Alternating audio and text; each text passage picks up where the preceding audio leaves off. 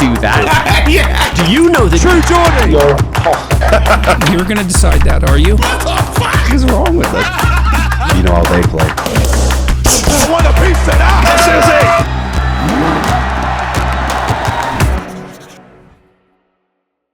Okay, welcome back to the True Geordie podcast. Today's guest is a former undercover police officer. She's a little bit nervous today. You all right? I am. I'm nervous. It's so funny after the things that I've read about you, the things that you've done, that this would be nervous when you have literally been around hard-nosed criminals who could kill you at any moment, and then little old me is intimidating. I know, but I'm being really me now. This is me. I'm like stood here naked, basically. Yeah, not literally. No, not literally. No. Oh God, you wouldn't want to put that on camera. So the thing that got my brain going before when we were talking is we see on the news that this person's been taken down for doing this to children or what, you know, and it's horrifying. But you're a person who's literally met these kind of people before, and it got my brain thinking, and it made me wonder: have you ever thought like how many people there are out there that we interact with on a day-to-day basis who may have those kind of things on their computer or these predilections, as they say, to children and stuff like that? Do you think it's more common than any of us would ever think? Without a doubt. Really? Like 100%, yeah. And it's funny because you think, don't you, like on the media and in like movies and drama series, those sorts of people have a certain look, and we all say, don't we? Oh, look at that paedophile jumper. Yeah, or like, yeah. Look at them glasses. Like, oh, but you know, people do make them comments. Yeah, you stereotype. Yeah, of course. Yeah. And some, believe it or not, do look like that. They really do look like that. Yeah, I should have known. Yeah. I should have known. You look like it. Like you turn up and you go, oh, I wonder what one it is. Yeah. But like, no, but some people, I know people that I would never in a million years, in my real life, in a million years, be involved in that stuff, and they have been. Wow. Like, I had no clue. And when you're face to face with them, like, have any of them been a lot more normal and nice than what you'd ever think? Like, because I kind of think that these are like evil villains in movies, but they ingratiate themselves into the world, so they can't always be like that. A lot of them work, like, have normal lives, like completely normal lives. I remember one case I worked on. He was a family man. He had a wife, a couple of kids, a mistress. A mistress? He was pregnant. But he was a paedophile. Really? Like, you would never... When you say, and when you say paedophile, do you mean like, because there's different definitions, isn't there? Do you mean like really young children sort of thing? He was like young teen girls. Really? Yeah, he liked schoolgirls, this particular guy. But I have interacted with other people where I'm dealing with them as a teenager, and then when they've been arrested, they've gone and obviously viewed everything that's on their hardware, and it's got baby stuff on it. Like that, how can a human being think that's acceptable? As a decent human being, how can you think being a baby? Yeah. Like, come on. There's even people who had been chemically castrated, I think, in the Louis Theroux documentary, but you're still denying so much truth there, even after this has happened. So is it a sexual thing, or is it a mental health thing where they've got this like, deep-rooted issue that's beyond sex almost? Like they are just... Yeah, I don't know. I mean, it's got to be a bit of both, hasn't it? Like, if you're a sane, normal, not normal, because that's not the right word, but like... Semi-normal, yeah.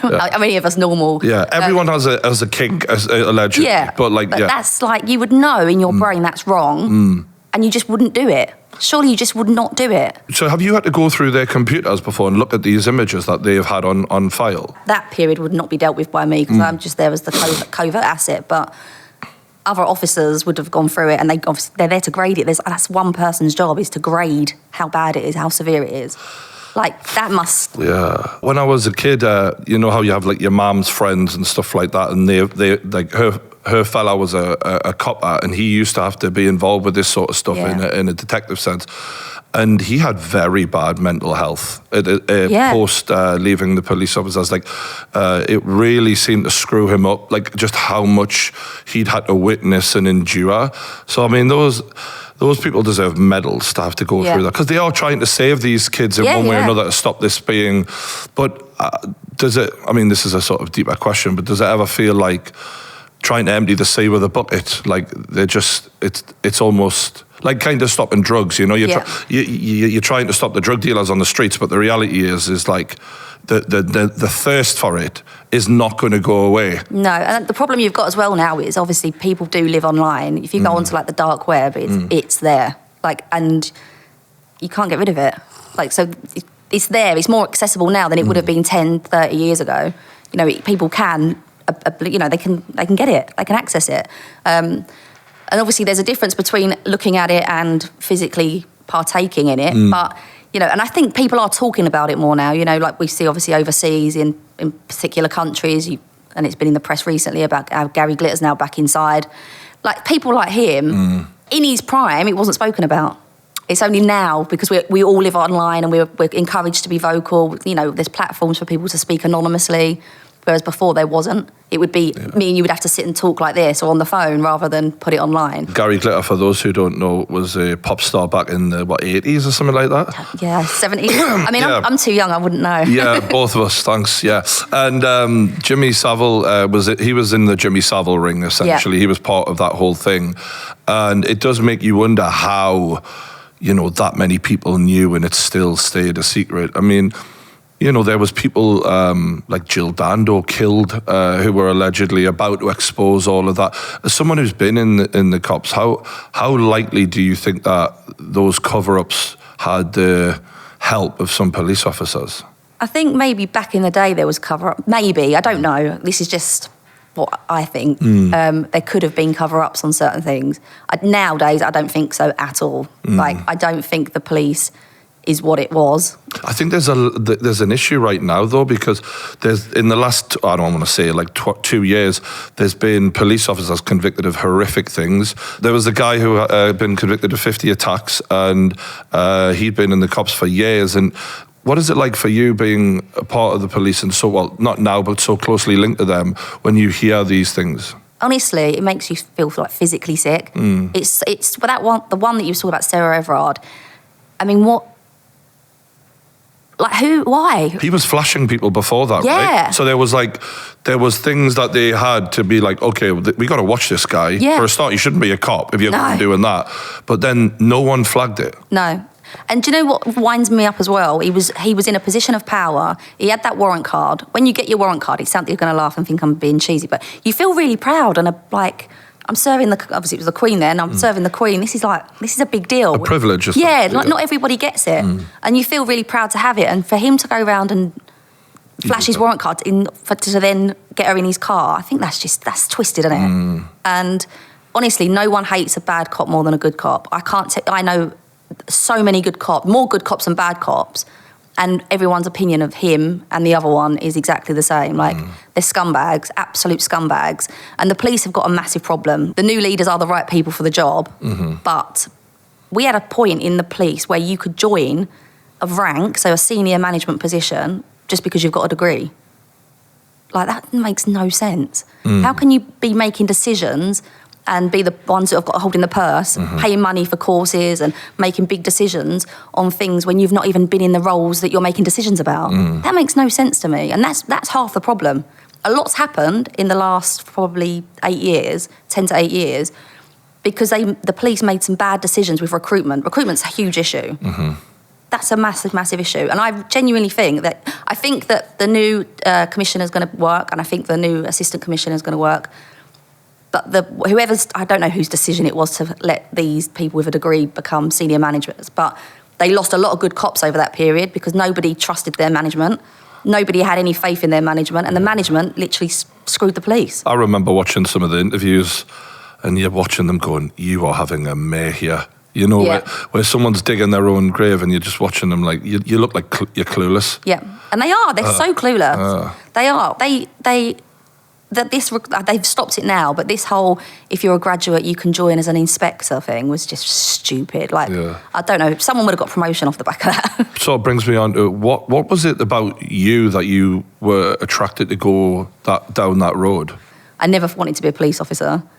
I wanted to be a power suit wearing lawyer who lived in Wapping and had a sports car, but that never happened. And I just kind of fell into. My dad was a policeman; he was an inspector. Oh, really? Okay, then. or acting inspector, will tell me off for saying inspector because he retired as a DS. But that wasn't why I joined. When I was 15, I got attacked.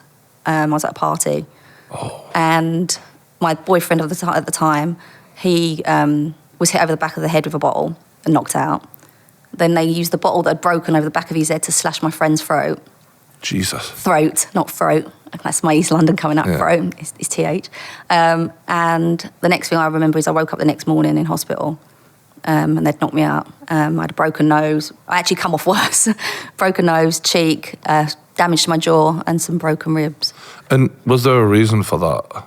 Wrong place, wrong time. So no confrontation? We'd been at a party and everyone had left the party. We were literally just walking home, like literally no reason for it. But that was my first. I grew up. So I was born in East London and grew up in Dagenham. And if you know Dagenham, it's not the greatest of places. Okay. And the police aren't. They're not disrespected, but they wasn't. No one said it openly. I want to be a police officer at school. And I just thought I was really impressed by what I'd seen from the police that were dealing with my case. I couldn't believe it. I thought they were really good and I thought they were really kind to me. I was only 15. And we had to go to Crown Court and they were really nice to me and I thought, oh, they're really nice. Oh, so they caught them? Oh, yeah. They went away. They went to prison. Wow. But that was my first interaction with police, apart from my dad. And my dad didn't come home and tell us what he'd been doing because I wouldn't have listened anyway. So when you're waking up and you're going through that and you're worrying about your friends who've nearly been killed there, I mean, a throat slashing is close to death, isn't it? Yeah, I don't know how he got through that. Yeah. For a 15-year-old girl, what kind of recovery did you go through mentally for that? Can you remember? I think... Because some people would have been scared to go outside, like PTSD. Yeah. I know people who've been through traumatic things like that. They're never the same after that. But you went the other way. Yeah, I don't know. I just thought... I don't think about... I try not to dwell on it.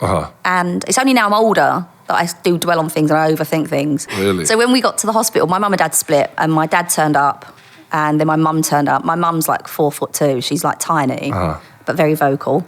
And the police actually told her if she didn't stop, because the guys that had done it turned up at the hospital to finish it off, apparently. I don't even know what that means, but... That's mental. It's mental because there was no need. You're literally handing yourself in. Yeah, so they all got nicked, but my mum nearly got arrested because she said that she was going to kill him and she was going to... Obviously, she wasn't going to kill him, but because I turn a phrase, I'm going to get him and I'm going to... But my dad's really calm, so my dad was just like...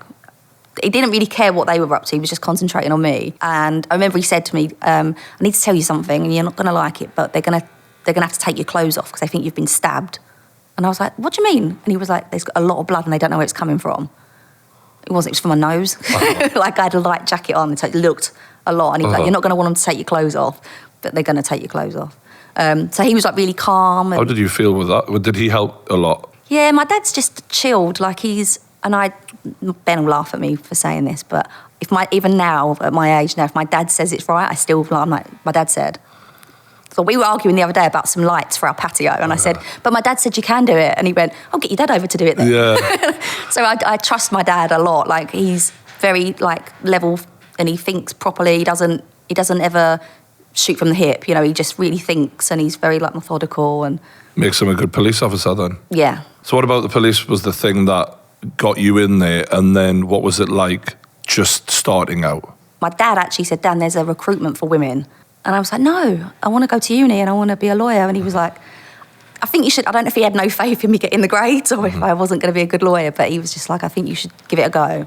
So I literally just applied and got a phone call to say, can you come up for, loads of assessments, interviews and all that sort of stuff. My dad took me to all of them. But you're just on the beat doing the normal stuff and then at some point you're thinking undercover. How does that get initiated? I finished Hendon and then you have to pick your borough, and I went to Tower Hamlets, which is where my family are all from. I know it really well. I love it.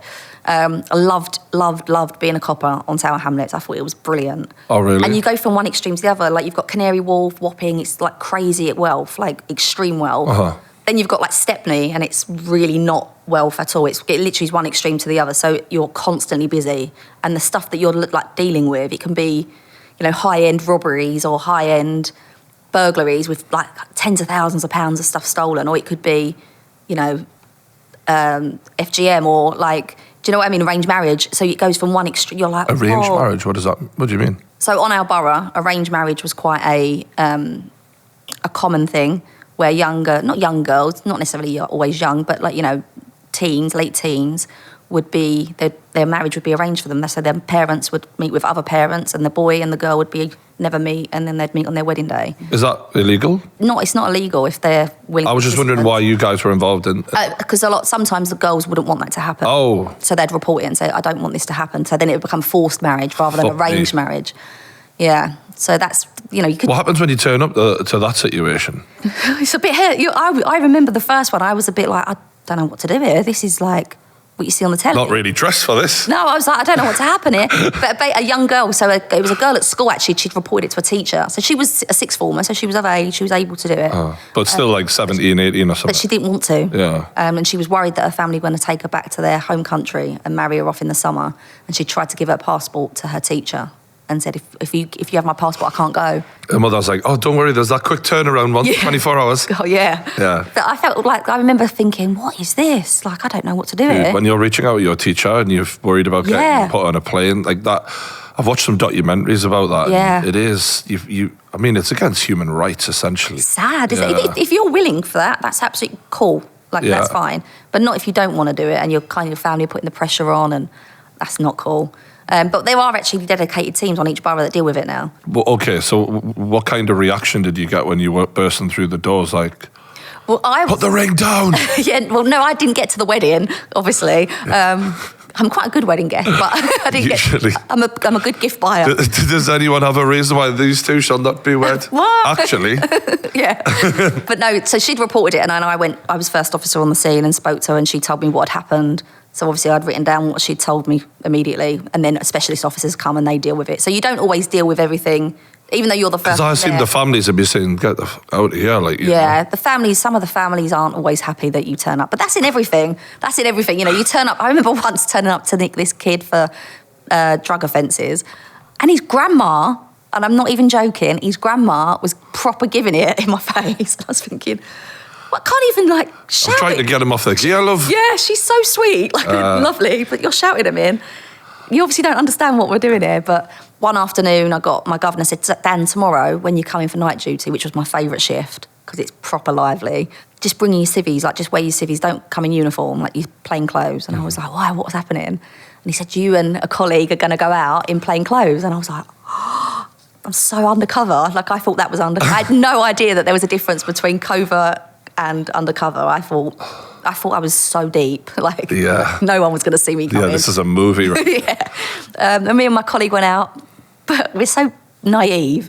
Obviously, the criminals all know what all the unmarked car indexes are, so they saw us coming before we even saw them. So we did it for a little while. We got some quite good arrests. We did it for a bit, and then one weekend we were doing it, and I had this great idea that we should walk and not drive, and he was like, what?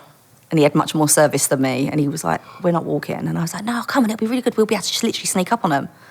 And we were literally walking around all the estates and getting in the stairwells and watching them serving up and then just nicking them. And it was like the evidence was so overwhelming. The governor was very happy because our arrest rate was so high. CPS were charging them with possession with intent to supply, which is hard to prove. But it was like, we just walked over, was in plain clothes. It was authorised by the borough commander, and we've nicked him. And he's a known drug dealer. He's got all this intelligence, and it was unbelievable. Did you get a lot of credit for that? Yeah. Quite a lot. You know, the thing that's striking us about you is how excited you are recounting these memories.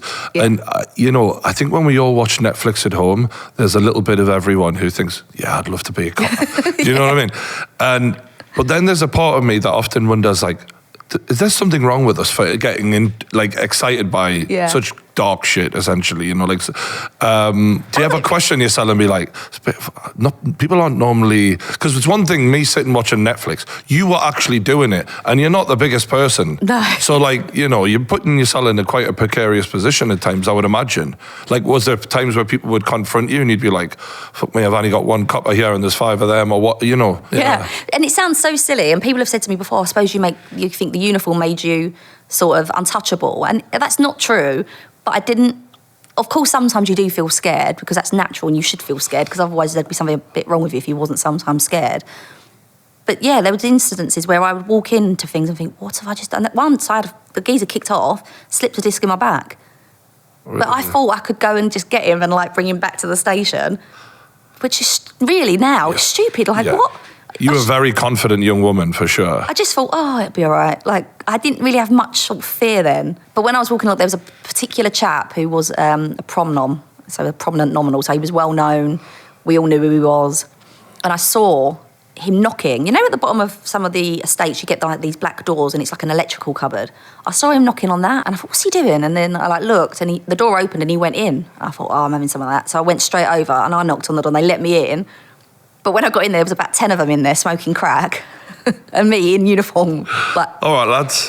Surprise! Yeah. And he hated me, this guy as well. Like he knew who I was, so I just went straight for him because. When you say went for him, what does that mean? Like to arrest him. I was like pulling him out. They're all sitting in there smoking crack. Are they interfering, or are they just letting you get on with it? Well, it sort of spilled. I pressed my emergency button because I knew straight away this is going to go tits up. This is going to go wrong. So we've all spilled out of the electrical cupboard. I pressed my Emma button, and that clears the airway, so anyone who presses that, everyone can hear you across your borough for 10 seconds. So normally you just shout out wherever you are. They know whose radio number it is, so they know who it is, what officer it is. So I just shouted out where I was. And me and him, he's just resisting arrest because obviously he had crack on him and he didn't want to get nicked again. So me and him were like scrapping, and he's just like jumping on me. He was much bigger than me. And I just went down. Like as soon as my back went, I was like, that was me out. Oh. And it felt like it was ages until... You said you were out as in flat out or not? Oh, I was on the floor, yeah. No, not. I was conscious, and he had one cuff on, and I was just not letting go of him. I was like, he was skinny, really skinny, but massive. And I thought, I'm not having it. I'm not having you go. Jesus. And he was actually my first ever arrest, like years before. So he really hated me. And it just seemed that our paths crossed a lot. Yeah. What was that first arrest like? Was there a thrill? I felt... At the time, because I just was so happy to have the arrest, it was brilliant. But when I look at it now, I'm like, oh, there could have been so much more to be getting on with than that. It was for theft of a car radio in Brick Lane. And like, if you know Brick Lane, there's quite a lot of nicked stuff down there, bikes and stuff. Yeah, I think one of the things that frustrates me about the police is, like, I got stopped for having a couple of joints on me once. And you know, I'm a tax-paying citizen and stuff like that. And there was a whole load of police stopping everyone who walked past and checking their bags and stuff. And the dog fucking ran over at me. And it was the one time in my life where I wasn't happy to see a dog because I love dogs. And I was like, yeah, okay then. So they go through my bag. But I was like looking at 20 cops just getting the odd joint or the odd thing here and there. And it made me be like, come on. Yeah. Is this really what you've been sent out to do? And also for them, I'm like, surely this ain't you guys thinking, and this is what we're signed up for. Yeah. You know, I did wonder how often police feel, because even when I was talking to them, there was an air of trepidation about me, because they were like, I don't want to fucking fight you for 2 joints. But also there was an air of like, they felt a bit ashamed, I think. Yeah. They actually felt a bit like, sorry, mate. You know what I mean? And I was like, ugh. Yeah, no, that is a real genuine, what you said there about how they would have felt. That's completely genuine. I've had that where you feel, like... They're just a harmless... Get on, like, just off you go, don't worry about it. Like, just put them down the drain or, you know, but a lot of that will depend on if it's an operation. So if they've been, you know, drafted in for that, they have to get results because... Well, yeah. They've spent the bosses that aren't qualified to sign all this stuff off. Well, that was what went in my head. Is like, okay, so I'm looking at, let's say 20 people there with dogs and all of that. And I'm like, the amount of money you guys have spent on your day here, there's no way the returns account for what you've done.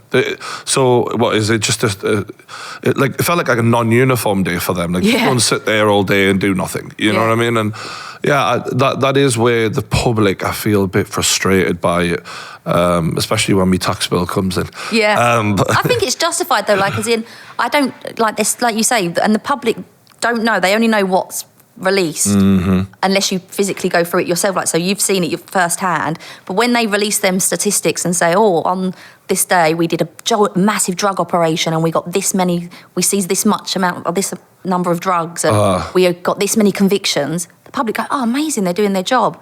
But what they don't know is they're stopping people like you with 2 joints. I interviewed an undercover cop years ago, and he basically, through his undercover work, his was all, he was a little sort of, what's the word?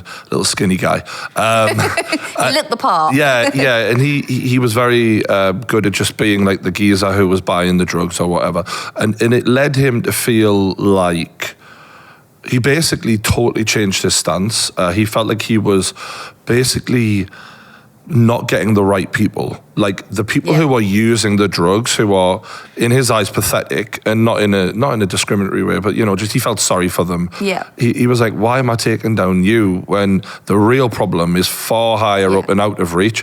And he basically changed his stance, and he said the only way around this is to decriminalize all drugs. True. And actually give people support. Now obviously you've done a bit of this, and you said true there. Is that how you feel? Yeah, but only now I've left. And I think a lot of, particularly like covert cops, you do see the worst of the worst, and you know that it's not them. And even the dealers that you're bringing down, they're just the footmen. Yeah, they're small not. Potatoes. The real people that you're never getting near are real businessmen who have legitimate businesses, and that's why their businesses are so successful on that track, because they know what they're doing. They're businessmen, but you ain't getting near them. Yeah. Not in a million years are you getting near them. Separate companies, different names, all sorts of things, Like, you're not getting near them. But I only when I left, and somebody sat and I had a chat with, it was actually a massive big agency, and they explained their point about legalising drugs and, making it safe, having safe rooms for injection and all stuff like that. And because before I was like, no,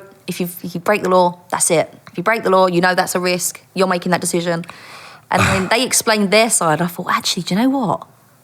Like, you're right, because I'd go and buy gear in a stairwell from a kid. It would be a kid, like 16, 17, 18-year-old. Not all the time, but sometimes.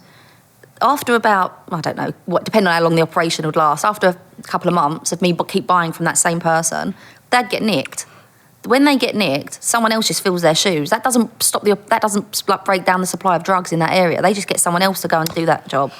Little kid, isn't it? I mean, he's probably got a little brother who's 2 years younger, or a mate or whatever, and he's like, oh, cool, the spot's free, I'll be sitting there. Yeah, and that's genuinely how it works. And it was only when I thought about it like that, I thought, that is ridiculous, actually. Like, but when you're in the police, I don't like saying this, but you're a little bit institutionalised. Of course you are. Because you're like a dog, you're telling me all the time, oh, well done, you got a massive result, oh, amazing. So when I'm getting the praise and the pat on the head, I'm going to keep going back to do that, because they liked it when I did that last time, so I'm just going to keep doing it. And everyone likes to hear well done. Yeah, it's true. Yeah. And when you're told, amazing, send her in, she'll do it, and I'm like, yeah, I'll go. Like, I never said no. I was like, yeah, I'll go. And sometimes I didn't even know what I was doing. Like, I'd be like, yeah, I'll go, just send me, I'll do it, and off I'd go. But on them... You must have been a dream employee for that reason. Do you know, I was probably, not when I went for a divorce, but because that was griefy. But I just thought, well, someone's got to do it. I'll do it. And like you said then, like, everyone likes being told they're doing well. And maybe, I hate using the whole female thing, but maybe because I was a female and all my colleagues were male in that unit, and they're like, I thought they were really cool, by the way. When I did my course and they were telling me their stories about the stuff they'd done, I was like, oh, that is so, I would never be able to do that. That's amazing. You're so brave. And then I wanted to be a part of their clique. So I thought, well, the only way to get that is to just do all the jobs. And when they're telling you, nice one, you're like, oh, I'm getting respect from people I respect. Yeah, like, this is amazing. And then they're like, do you want to come for a drink? And I'm like, well, I can come on your drinks. Like, yes, please. Like, yeah. And I thought, yeah, I've made it. I really appreciate you being honest about that, because it's not easy to admit when you've done things or said things that you look back at and you cringe a little. Oh, yeah. But we've all done that. Yeah. And it's very, like, you felt like you were climbing the ladder. And this is how the police and the army and many other things that are difficult, but that you sometimes end up doing things that maybe you look back at. Like, I've interviewed soldiers who've been to war who, like, they're like, what was I doing that for now? Yeah. You know what I mean? So, I respect you for admitting that. And also, like, the part that the issue, the elephant in the room that these laws are there, is that people want to get high. Yeah. And that is never going to go away. No. So to deny that and to make it illegal, you're denying people an inevitability, because people don't want to be in their consciousness all the time. No. And unfortunately, it is like poverty and the people right the way down who are the ones who get locked up. Yeah. But they can never follow the money high enough, because those people seem to be connected almost to the system. You know, like, if you look into, I had a guy on the podcast who, he looked into Bill Clinton, Yeah. his involvement in the drug trade, and it blew my mind. This was the president of the United States. We've currently got Joe Biden in America, who, God, the dinosaur that he is, who his son's laptop is, you know, the amount of cover-ups that go on when you're too high up to almost be touched, it's staggering. It's and shocking. people like you are just trying to do a good job for the community, and you don't get told that at the start. No. Otherwise, who would do it? No, and the drug stuff is, like you said, and it's 10 a penny. Like, and that's like people go, "Oh, you're so brave." The heroin and the crack stuff, that took. I actually had to engage my brain and actually work. But anyone, like the coke stuff, so you don't get them jobs to go and buy gear in a pub or a club until you've proven yourself on the crap jobs, like the street stuff. Really? So when you go, but anyone can go in a pub and get gear. Like you just walk in and you know who's serving up, don't you? You just have to look around. You go, well, I'll go over there. Yeah. So there was no particular skill. But you're saying it was harder to do the heroin and stuff. So much harder. Why is that? Well, because it's not my natural habitat. I need to look. Why would I? If I went in there looking like myself, they'd be like, "Get out." Yeah. So how did you change your appearance and your act? Like, was there things you do? You probably won't believe that it could get worse, but I would change the way I speak. I have the worst accent, I know. But, I wouldn't speak like this. I completely understand. I would adapt to the people I'm talking to. My clothes were pretty horrendous. I did find a pair of old TNs in my mum's shed, and they were pretty in a bad state. But I would wear them. I stunk. My hair wouldn't be washed for days. And people go, just put baby oil in it. I go, well, that smells nice. Like, that's not going to work, is it? Yeah. So I wouldn't wash my hair. My teeth had not... I've got quite white teeth. So, I mean, I've spent a lot of time trying to get them to look like that. But, you don't want to go the bright white teeth. If you know, like, heroin and crack users don't have very nice teeth. I guess you do get function in heroin users and you do get function in crack users, but...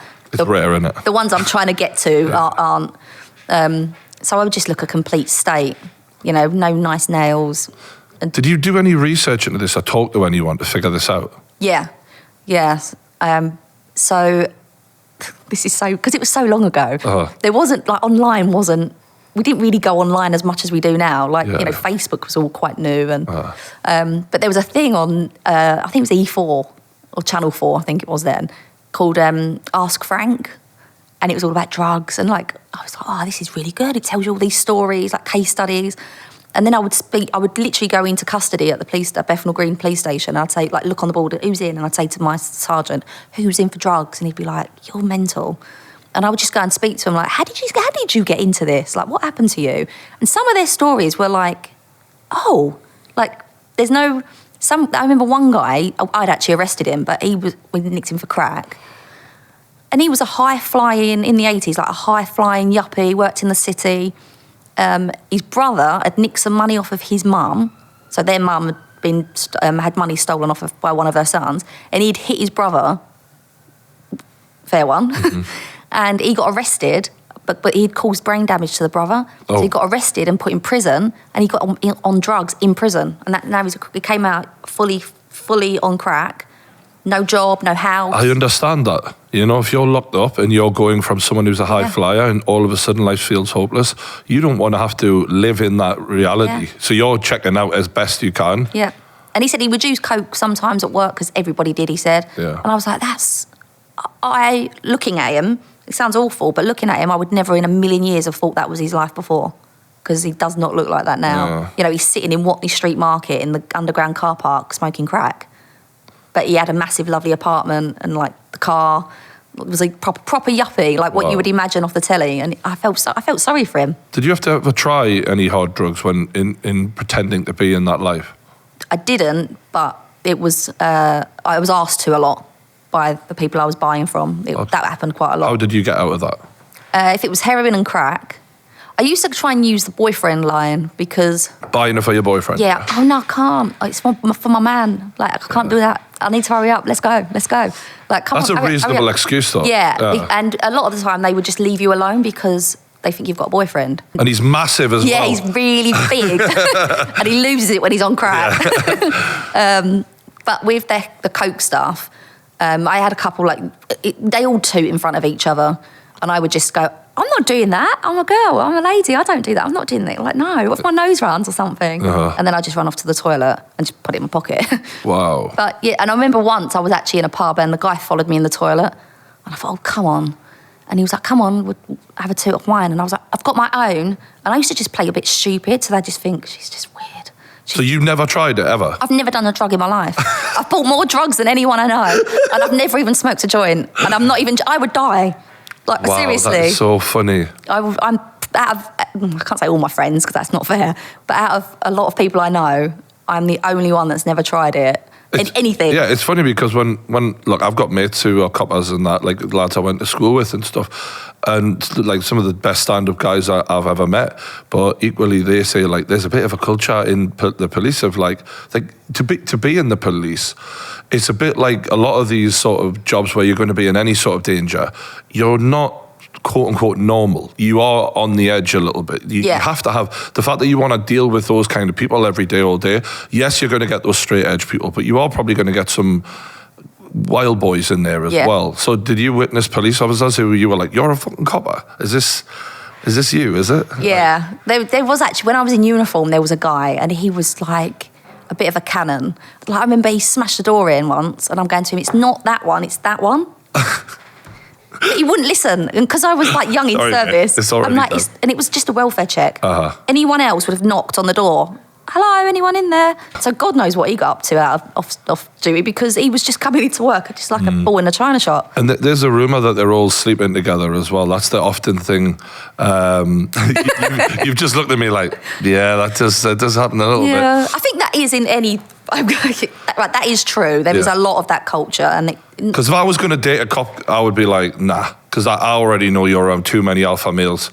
There's just too much going on there. It is true. There is quite a incestuous. It happens, and I think it happens because you know what the other one's going through at work. Yeah, so you can have a chat when you get home. Also, I guess if you're sitting in a car all day and you're talking about your life, before you know it, you're like, oh, we've got this in common. Oh, we got that in common. And then you go home maybe to some guy who doesn't connect with you on that level, and all of a sudden you're feeling more of a connection to this new person or what. Yeah, it happens, doesn't it? The thing about men is if a female police officer looks good in uniform and we're just that's not none. If we're just walking past her in the street, you will kind of notice it a bit more. You're like, she could tell you what to do, couldn't she? Like, there's a little bit of... you can arrest me. Sorry, this is how my fucked up brain works. I should tell you, actually, of a funny story, because it will make you laugh. When I was on my covert course, you know, I said about that syndrome where you're in a bubble and you're just so, like, immersed in what you're doing in your own little world. This is really bad. There was a scene where you have to do a court...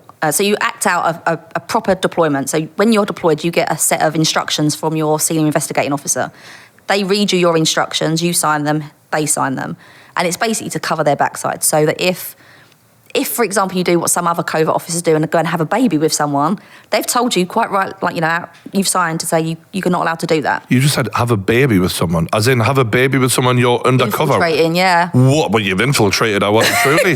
He did, yeah. Behind enemy lines. Yeah. But wow. So when that happened... That really happened? Yeah. You said some officers, not even just one. It's out in the press, so I can say that. Oh, wow. No, I mean, like... I'll send you the link. No, I'm certainly not... I mean, I'm surprised, but now that you mention it, yeah, like, men be like that.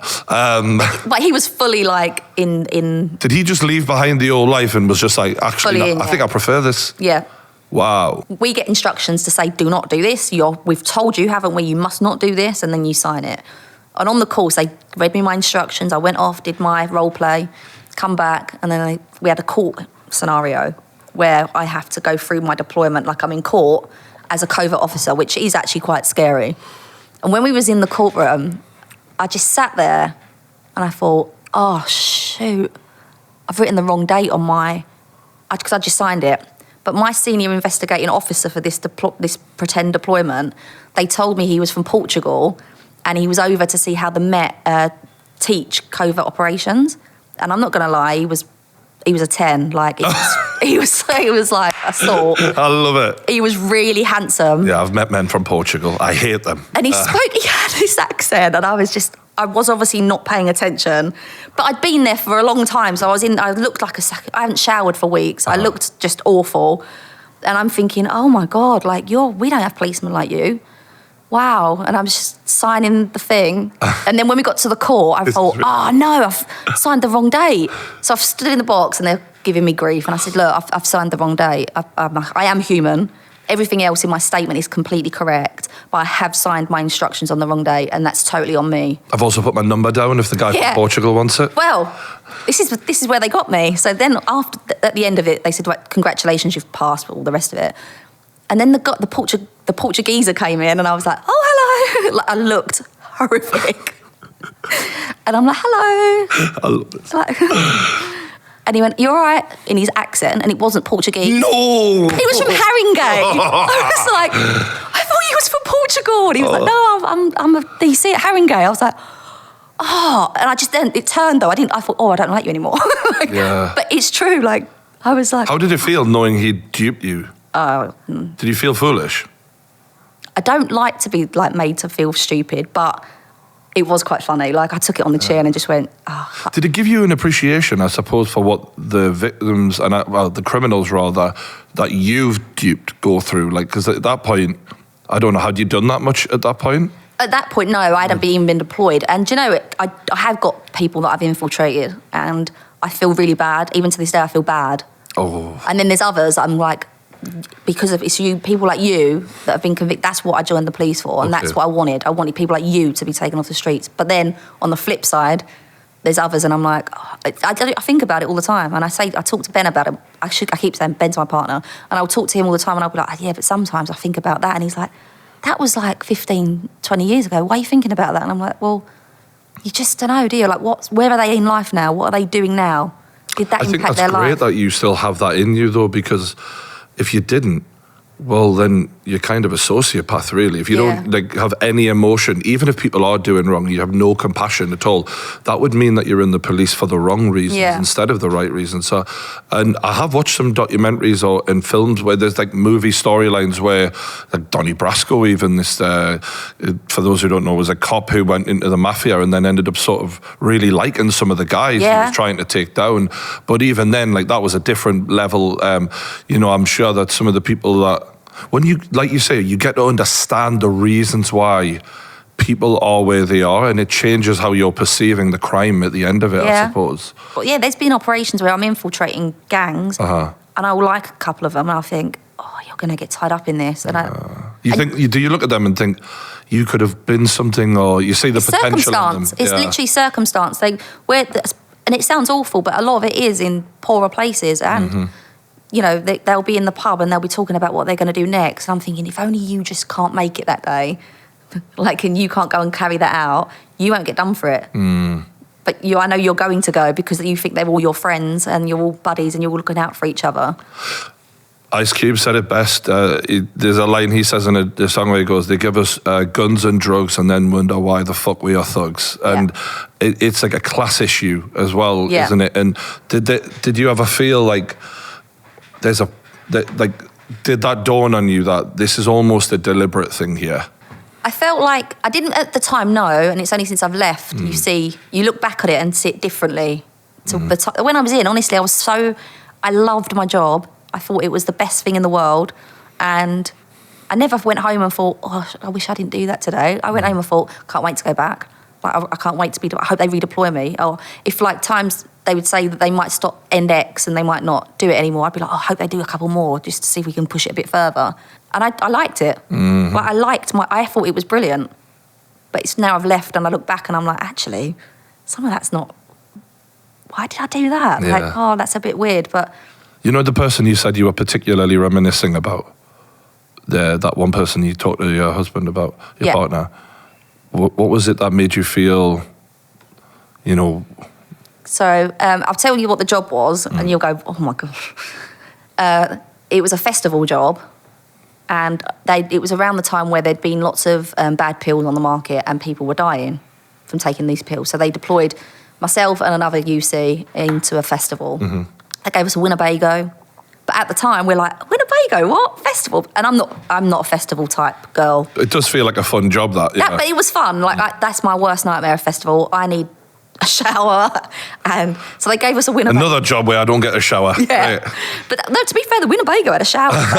And it was for, and it wasn't in London. It was up north, and it was to buy drugs at a festival, which, as you can imagine, is not a difficult job to have. I mean, can we arrest everybody here? Yeah, it was like Yeah. you walk into the dance tent. I mean, I'm not going to lie, some of the music was pretty decent, and you'd walk in the dance tent and you go, well, ooh. It was literally like shooting a fish in a. Which one? Who are we going to go with here? Because everyone's gurning. That seems so pointless. It's so pointless. But we obviously got crazy results, absolutely crazy. And there When was you say crazy results, what you... huge amount of drug. We took a lot of drugs off that for sale. But there was one guy in there that was organised crime. He was in there. He was a proper dealer. I didn't really have any sympathy for him outside of it. But there was another guy, and it was just literally, we looked at him and we'd seen him serving up, and we went over and said to him, got anything? And he went, yeah, what do you want? And he didn't have enough on him. He only had a little bit. So he took us back to his tent, served us up in his tent, and I remember like thinking and saying, we spoke, I can't remember exactly the words, but I said to my colleague, he's young, him, like, you know, along them lines. And he went, yeah, but everyone was young, but like we just thought he was a bit young. And he got nicked, obviously, for possession with intent to supply. He'd served us up, and it went to court. And a lot don't go to court, but it went to court, and he was a student, a law student, and his dad was a lawyer. And when we got to court, he was stood there, and honestly, I felt like, I don't know if I'm allowed to swear, but I just felt like shit. I thought, Really? this is really messed up. Like, he's not. Yes, he is a drug dealer. He served me up. But he's not a drug dealer. What you're saying is his life wasn't planned out for him to deal drugs for that. He wasn't a no-hoper. He was someone who was probably doing it on the side to make some extra cash 100%. at uni. And I don't even think I would. Of course, he said he didn't do it outside of the festival. I actually believe he didn't. I don't think he was a drug dealer outside the festival. I think he's got himself some gear, and he's just thought, I can mark up on this because we're in a festival, and that's literally it. I mean, how many people probably do feel that way? Yeah. I just felt awful, and I remember going to court and looking at him, and I felt so bad. Did he look you in the eye? No, he wouldn't look at me. And his dad did. But I actually... What did his dad look at you like? He was angry. Really? Dad was angry, but I kind of understand why. I think he was probably equally as angry as his kid for being stupid and doing it, but... Did you have to give a statement on the stand or anything like that? I didn't have to in the end. They asked me to go, and then I didn't have to give evidence. Can you remember what you got or anything like that? He went to prison, but I don't know what he got. Did he? Fuck me. Yeah. And then I felt and obviously then that's his career. He must have had a lot of stash. He had a cat on him, yeah. They literally scooped his tent up. Oh right, okay. Yeah. So it was a load. But not like, yes, he was serving up at the festival. He definitely was. I witnessed him doing it, and he served me. But not outside of that. And I'm not saying that. Would a criminal record prevent him from being a lawyer? I think so, yeah. He would have got kicked out of uni. Yeah. I mean, at least he's got his rich lawyer dad to save him. Don't feel that. Do you know what I mean, though? Money's good. Yeah. Dad was wealthy, but I just felt bad. Yeah. You know, and as a parent as well, like if that was my child, and my daughter does know absolutely everything. She's 18 and she knows everything. If that happened to her, and it was literally like an isolated weekend, and her whole life now is not ruined because I know he can pick it back up, but the life that they'd planned now isn't going to plan. I would feel really crap about that. I've seen a case in America where they picked this like very good-looking policewoman who's a young policewoman to be like the girlfriend of this guy, and next thing he knows, she's going to get drugs for her, and then when he gives them to her, she's like, got you. Yeah. And like, that's the sort of like crap that I think rubs people up the wrong way, because it's like, you're basically like, any lad who would do that. You know what I mean? Like for a good-looking girl. Like it is funny because when you're people always don't forget I was a lot younger than I am now, and I weighed about 3 or 4 stone lighter than I am now, and I didn't have lines or anything like that. But when you're younger and it sounds bad, but you're giving men or males attention and a little stroke on the arm, a little giggle at their stupid joke, they will do what you want them to do. Do you hear that, lads at home? This is how easy it is. And I know they'll go, oh, I wouldn't. Yeah. Yeah, well, we'll see. No, 1,000,000%. The men are motivated by women. Yeah. Like we are. And I remember even being like 18, 19 years old and thinking, I want to make money. And my dad saying, why do you want to make money? So I can get women. Yeah. You know what I mean? Like, so, like if a girl at that age, I remember girls when I was going out in Newcastle asking, "Can you get us some coke and stuff like that?" Like, and it does make you go in your head, like, probably give us 5 minutes, like you know. It's true, and from our perspective, when you're doing it in a covert capacity, obviously there needs to be some intelligence. You can't just go up to a random guy and go, "Can you get me?" And he'll go, "Yeah," and then that's it, because that would be entrapment. But it would be that easy, though, is the point. Yeah. But if I know that it's in there and I've got a pretty good idea who's serving it up, and I'm not making them do something they wouldn't ordinarily do, and they're willing to serve it up because they normally do it, then that's fine. And that's just how it works. Like, it's more to do with clubs and pub work than street stuff. Streets, no one's looking at anyone in the streets. Like, that's just... but I had another job where it was this is actually awful, but it was a cannabis job, which sounds bad, but it was on a very, very large scale. And 2 other UCs had tried to nut into them, this gang, and they'd been bumped. They'd been told to literally F off copper. Like, they knew they were old. It was brilliant. It's genius. And they were like, "Can you go?" And I said, "Yeah, I'll go." And I thought, and I was nervous about that, because I thought, what if I'd never been bumped? I'd never come back without buying before. Oh, so you had a good track record. Oh yeah, So is this your ego partly to play? You're like, I want to. I don't want to fail. Yeah, I'm like, I wanted to be a part of the clique. I wanted to stay with the bigger boys. And I went to this. It was in a snooker club. It's really nice. The craze just playing pool. Yeah, and I pressed you had to press a bell to get in. And then they opened the door, electronically opened, obviously because they had CCTV everywhere. Their operation was pretty good, actually. And I went in, and there was like snooker tables, no balls, no cues. And I was like, what the fuck is this? And then there was another door, so I just kind of shuffled to the other door, pressed the bell, and then I was let through another door, and then I was locked between 2 doors. One door had like a little hatch in it, and he like opened the door. He's like, "What do you want?" And I went, 20? Because I don't really know what I'm doing in here. And he went, "Yeah, 1 minute." And he served me up, and I was like, "Oh, wicked." Come out, I was quite happy, because I knew 2 had been, and the other 2 had been bumped and I hadn't, so I was really happy. So I went skipping off down the road, got back, done all what I had to do, and they were like, "Tomorrow, go back." I was like, "Yep, go back tomorrow." Went back again.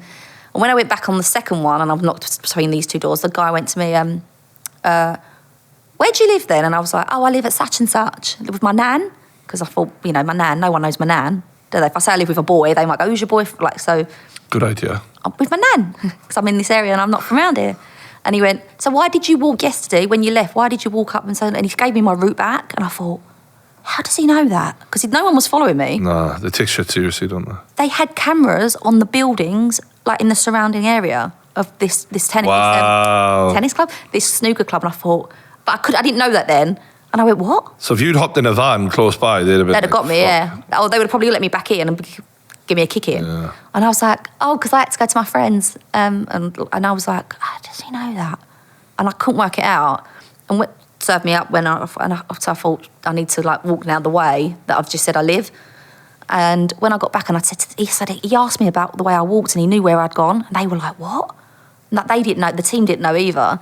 So they sent a night team out, and then that's when they saw they had CCTV on all the flats in this area, like their own CCTV for their own operation. And then I went back again, and then this time he opened, but they didn't know who it was. They had a good idea, but they wasn't sure. And then this time he opened the whole door to me, and it was amazing in there. He had all these cameras, and I was like, this is a proper job. I've been in a similar place to this, like in Barcelona. I went last year. I wanted to get myself some weed, so I was like, okay, how do you do this? Because I didn't realise it wasn't legal over there. So there's these just like you've just described as well. You go through these big, massive doors, and there's a guy like, "What do you want?" And then like, "All right, where are you from?" You have to answer all these questions, and then eventually they open this door. And I'm one of the most lovely places I've ever been in my life. I'm like, I felt like it was better than this. Like, I was like, wow, okay then. But yeah, like, it feels like that sort of, when they've got it locked down like that, you have to be very convincing before they let you. So you must have been golden girl at that point. Oh, they were very happy. But then they kept buying. This went on for months. Wow. And he was like... Why did they leave it that long? Because they wanted to know who else was involved in it. There was so much to it. Like, they were a proper organised crime group. He was really cool. Not cool, but cool for me to work on it. And he went, I want to take you out. And I was like, oh, that was a matter of time before this become a thing. Oh, wow. And I was like, oh, maybe. Can I just I love it when you do this. Sorry. Totally. No, because it helps us imagine how you won them over. Yeah. Ridiculous I am. Yeah. And I was like, he's like, give me your number. And I'm like, no, you give me your number. Because now I've got some more. I'm thinking, I've got intelligence. Because the geek in me is like geeking out that I'm now going to go back with a phone number. And he went, all right. So he put his number in my phone. He did ring his phone from my phone, so then he did have my number. Not my real number, obviously. And then you have a dodgy phone sort of thing. We call it a dirty phone. Okay. And off I went again. And then they said, are you comfortable wearing a wire, like a camera? I was thinking, well, I am, because like the guy's very, very comfortable with me now. Like he has the door open, he's there in his vest, he's like all his jewelry, all his bling. What was he like specifically? He was. Did you ever end up going out or anything? Or? No. No, I didn't mean that in a romantic sense. I meant like as part of this whole. No. So it didn't go that far then. No, and then I said, yeah, I'll wear it because I thought he's quite cool with me now. So I wore my camera. They were very happy with all because when he opened the door, you could see their whole setup. It was incredible. So we got some good imagery. We've got his number now, which is all brilliant work. And then when they were going to go and nick him. Or nick them, they wanted me to go in and buy to see who was in there, leave, and then they were all going to storm it to nick him or nick the group that was in there, depending on who was in there. And off I've gone, bought the gear, come back out, and I'm like, yeah, he's in there, and this one's in there, that one's in there. And then my phone rang, and it was him. And then I could hear them raiding the place. I could hear the police on the phone raiding it because he's on the phone to me and he's dropped the phone. And they're like, get down, and he's like saying, oh my God. And then that was the last time I heard from him. But he was like on the phone, like going, oh, it's really nice to see you. That is mental. I'm like, yeah. No. I just love the fact that you're like just tootling. I'm like walking away. Go.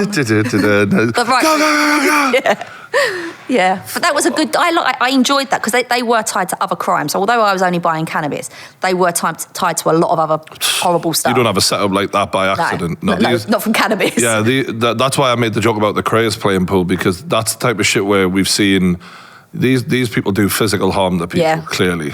Yeah, they were into trafficking and all. You're not that scared for cannabis. Yeah. You know what I mean? Like you're locking shit down for a good reason, and. Yeah, trafficking. You mean like human trafficking girls and stuff like that? Yeah. Interesting that. That's in the news a lot at the moment. Yeah, and it's. Did you ever deal with anything like that? Not. I was present when when there was some things going on where I was on the arm of other UCs where they would be doing their work and I would just be the girlfriend. Oh, okay. So you had the undercover. That's how good I was. I was just the ditzy girlfriend on his arm. But that makes sense. So because they need these men to have plausible stories. Yeah. So you acting as the girlfriend, did you? What kind of things happened in those scenarios then? A lot of it was not in English, so most of the time I had no idea what was going on. Wow. And I would just... Do you know what? Actually, there was one where I actually couldn't believe how many women are involved in it.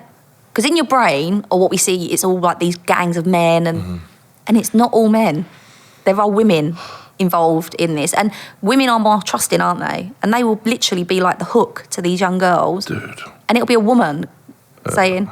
Come here. So this is what Andrew Tate did. I don't know if you know who Andrew Tate is, but he got his like main girl by his own admission to be the one to then contact the girls and tell them how great it is. Yeah. And then when he went to Romania, he had a former policewoman working for him as the head. You know, the girl to basically keep all these other girls in line. And even Epstein, you know, like he obviously had Ghislaine. Yeah.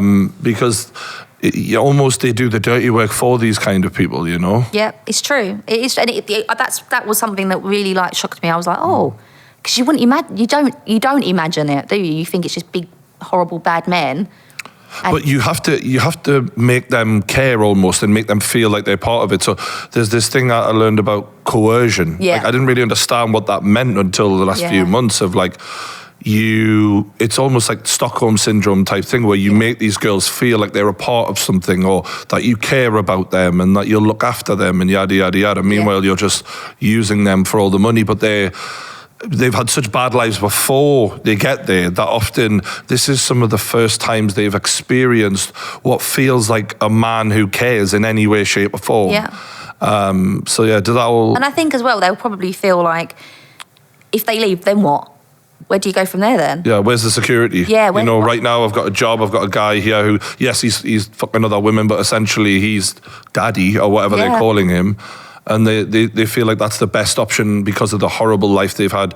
And that's why these men pick girls who are from rough circumstances and like Eastern European girls and stuff like that. Yeah, I think that happens, and I think that's probably happened for decades and decades. But again, it's only now we're all talking about it. But I mean, it's taken us till now, I guess, to catch up to these kind of people. Yeah. You know, the internet is helping us actually like document that sort of stuff. It's a double-edged sword, isn't it, with the internet? Because in one breath we're talking about it, and it's brilliant that we're talking about it, so people go, actually, that's not normal. And then the other side is the internet's facilitating it because they're able to reach more people.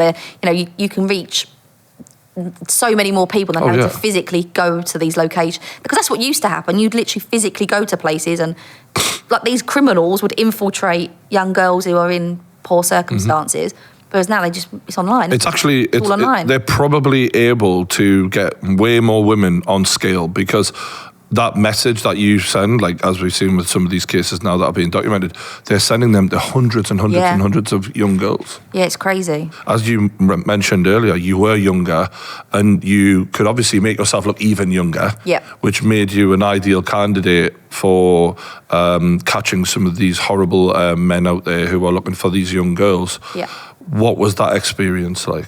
One of the stories I was sent to, there was an area where there was a lot of sexual crime happening against women, and it was progressing to rape and stuff like that. And it was in Brixton, and they said, Dan, we'll chuck you out if you don't mind. It normally on a Friday, Saturday night. We think we know who it is. We've had surveillance on him, but he hasn't done anything while we've had surveillance on him. But if we chuck you out, we reckon he'll take you. And I was like, fine. But in my head, although I know why I'm there, I'm thinking, it never happened. Because it don't happen. I've been there loads of times, these don't happen. And then one of the nights I was deployed, they said, we've got him. And you never wear an earpiece ever, but on this one they let me wear an earpiece purely because we're in comms. And they said, we've got him. He's coming out of this pub. And I was like, wicked. Like this, I wasn't even expecting to see him. They're like, go, like just do your thing. So I've gone down this road, it's a bit dark, got my handbag, I've just chucked it on the floor, making out I'm a bit drunk. And he's come over and I'm thinking, oh my God, he's going to actually like, we're on it. And I'm sorry, it's just the excitement that's coming from you. I'm like, it's so twisted, isn't it, when you think about it? I want the result. I'm like, yeah, this is amazing. And I'm like, yes. And he's come over and I'm thinking, here we go. He picked all my stuff up, give it back to me in my bag, didn't want to touch me, right? So I was like, I don't know if I'm really, really offended that I'm not suitable for your, or really relieved that you've not done it. But when I got back to the Nick, they all thought it was hilarious. Like, that is the funniest thing ever. Like, they are quite certain it's him. He didn't want you. Did they ever get him? Yeah, they did. But not with me, because I weren't good enough. He looked at me and went, oh, no, thanks, give it back. but that's like, well, when I got back, they all just was cracking up. Going, were they taking the piss out of you? They were like, no, you must be fit enough for him. Yeah, they're like, you're too old for him now. And I'm like, shut up. I'm like, it was freezing as well. But that was like... Maybe it was just a bit cold for him, But then another job, yes, that was a serious job. But there was another one where they said, it's in Finchley, or in Barnet, there's a guy, he's committed over 120 offences on schoolgirls, and it's all the same school uniform. Some of the girls were repeat victims. Well, you say things sometimes and I'm like, whoa. Yeah. 120 offences on schoolgirls. Yeah.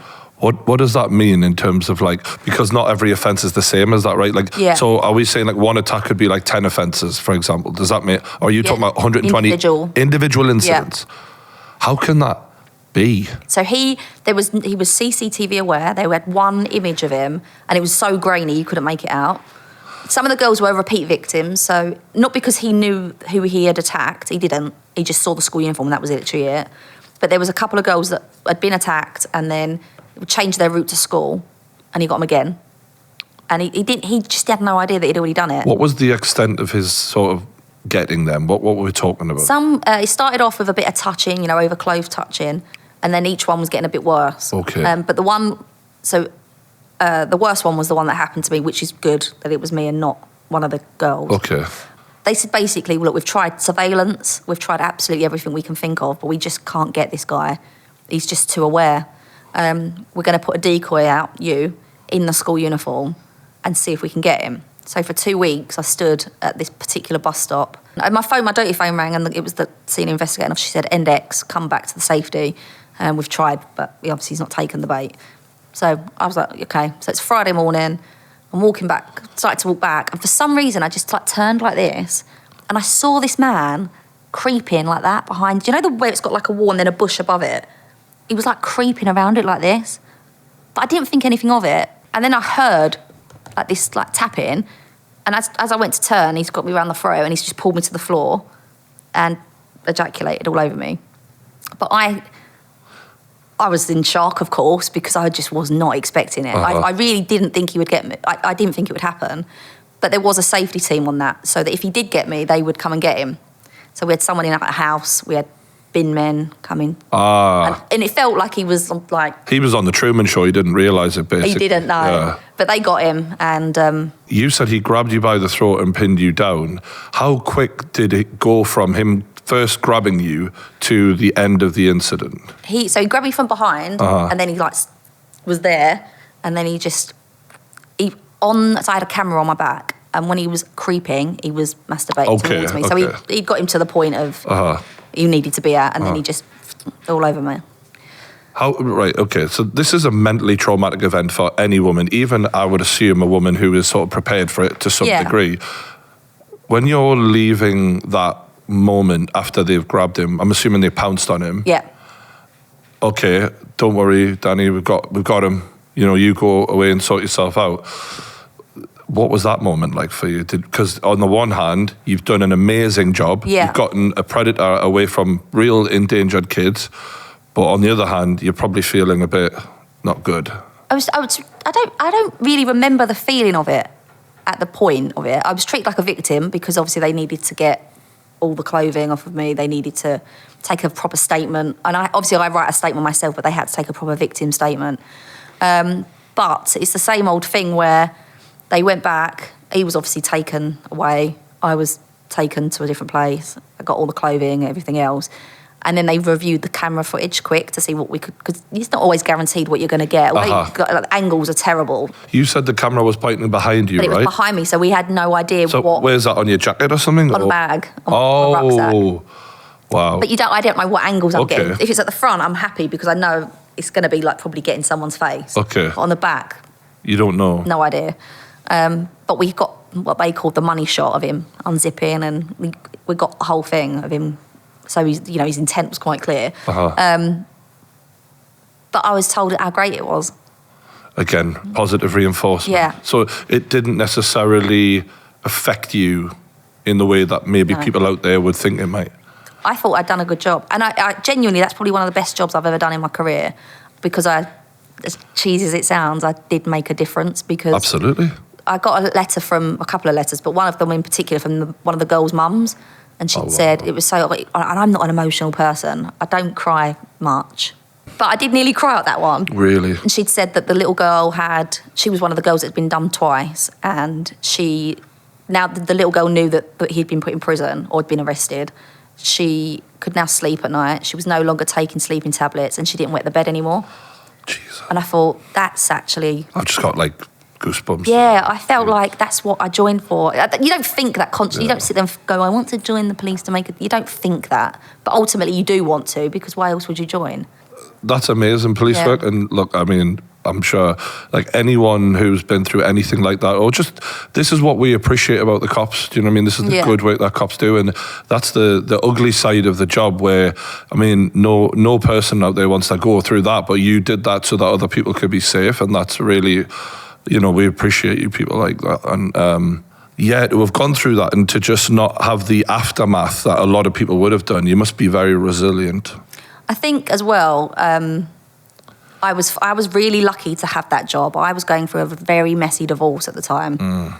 And if I never had that job, my job, where I could be a different person, I was living two lives. And if I never had the other life, I think the divorce would have wrecked me. Like, So that was your outlet. yeah, I could literally go to work and be my alter ego, Okay. whatever that might be for the day. I could be my other person. But I think, divorce is so traumatic, isn't it? It's awful. Like, it's hardcore.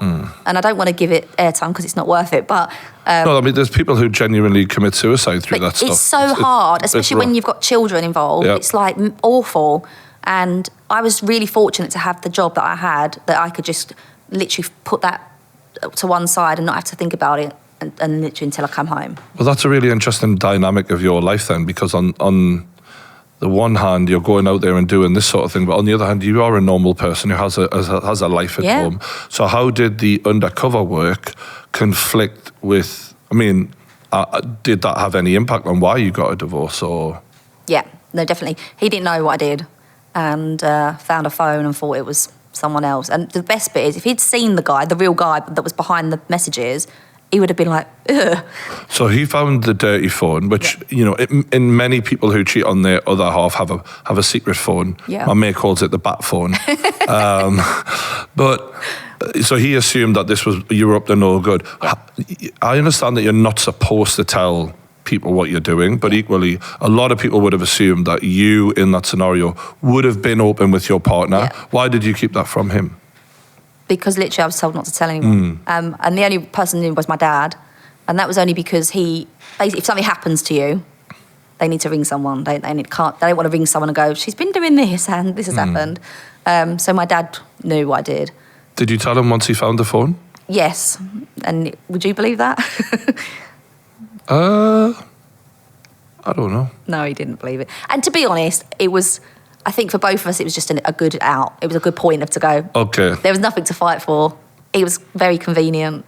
And whether or not you're telling the truth, I guess, you know, the trust issue, if it's there, it's always going to be a problem, isn't it? So, I mean, look, that must have been really difficult to go through such stress while then risking your life out on the streets the way you were, even if you are resilient. You're a single woman after that. Yeah.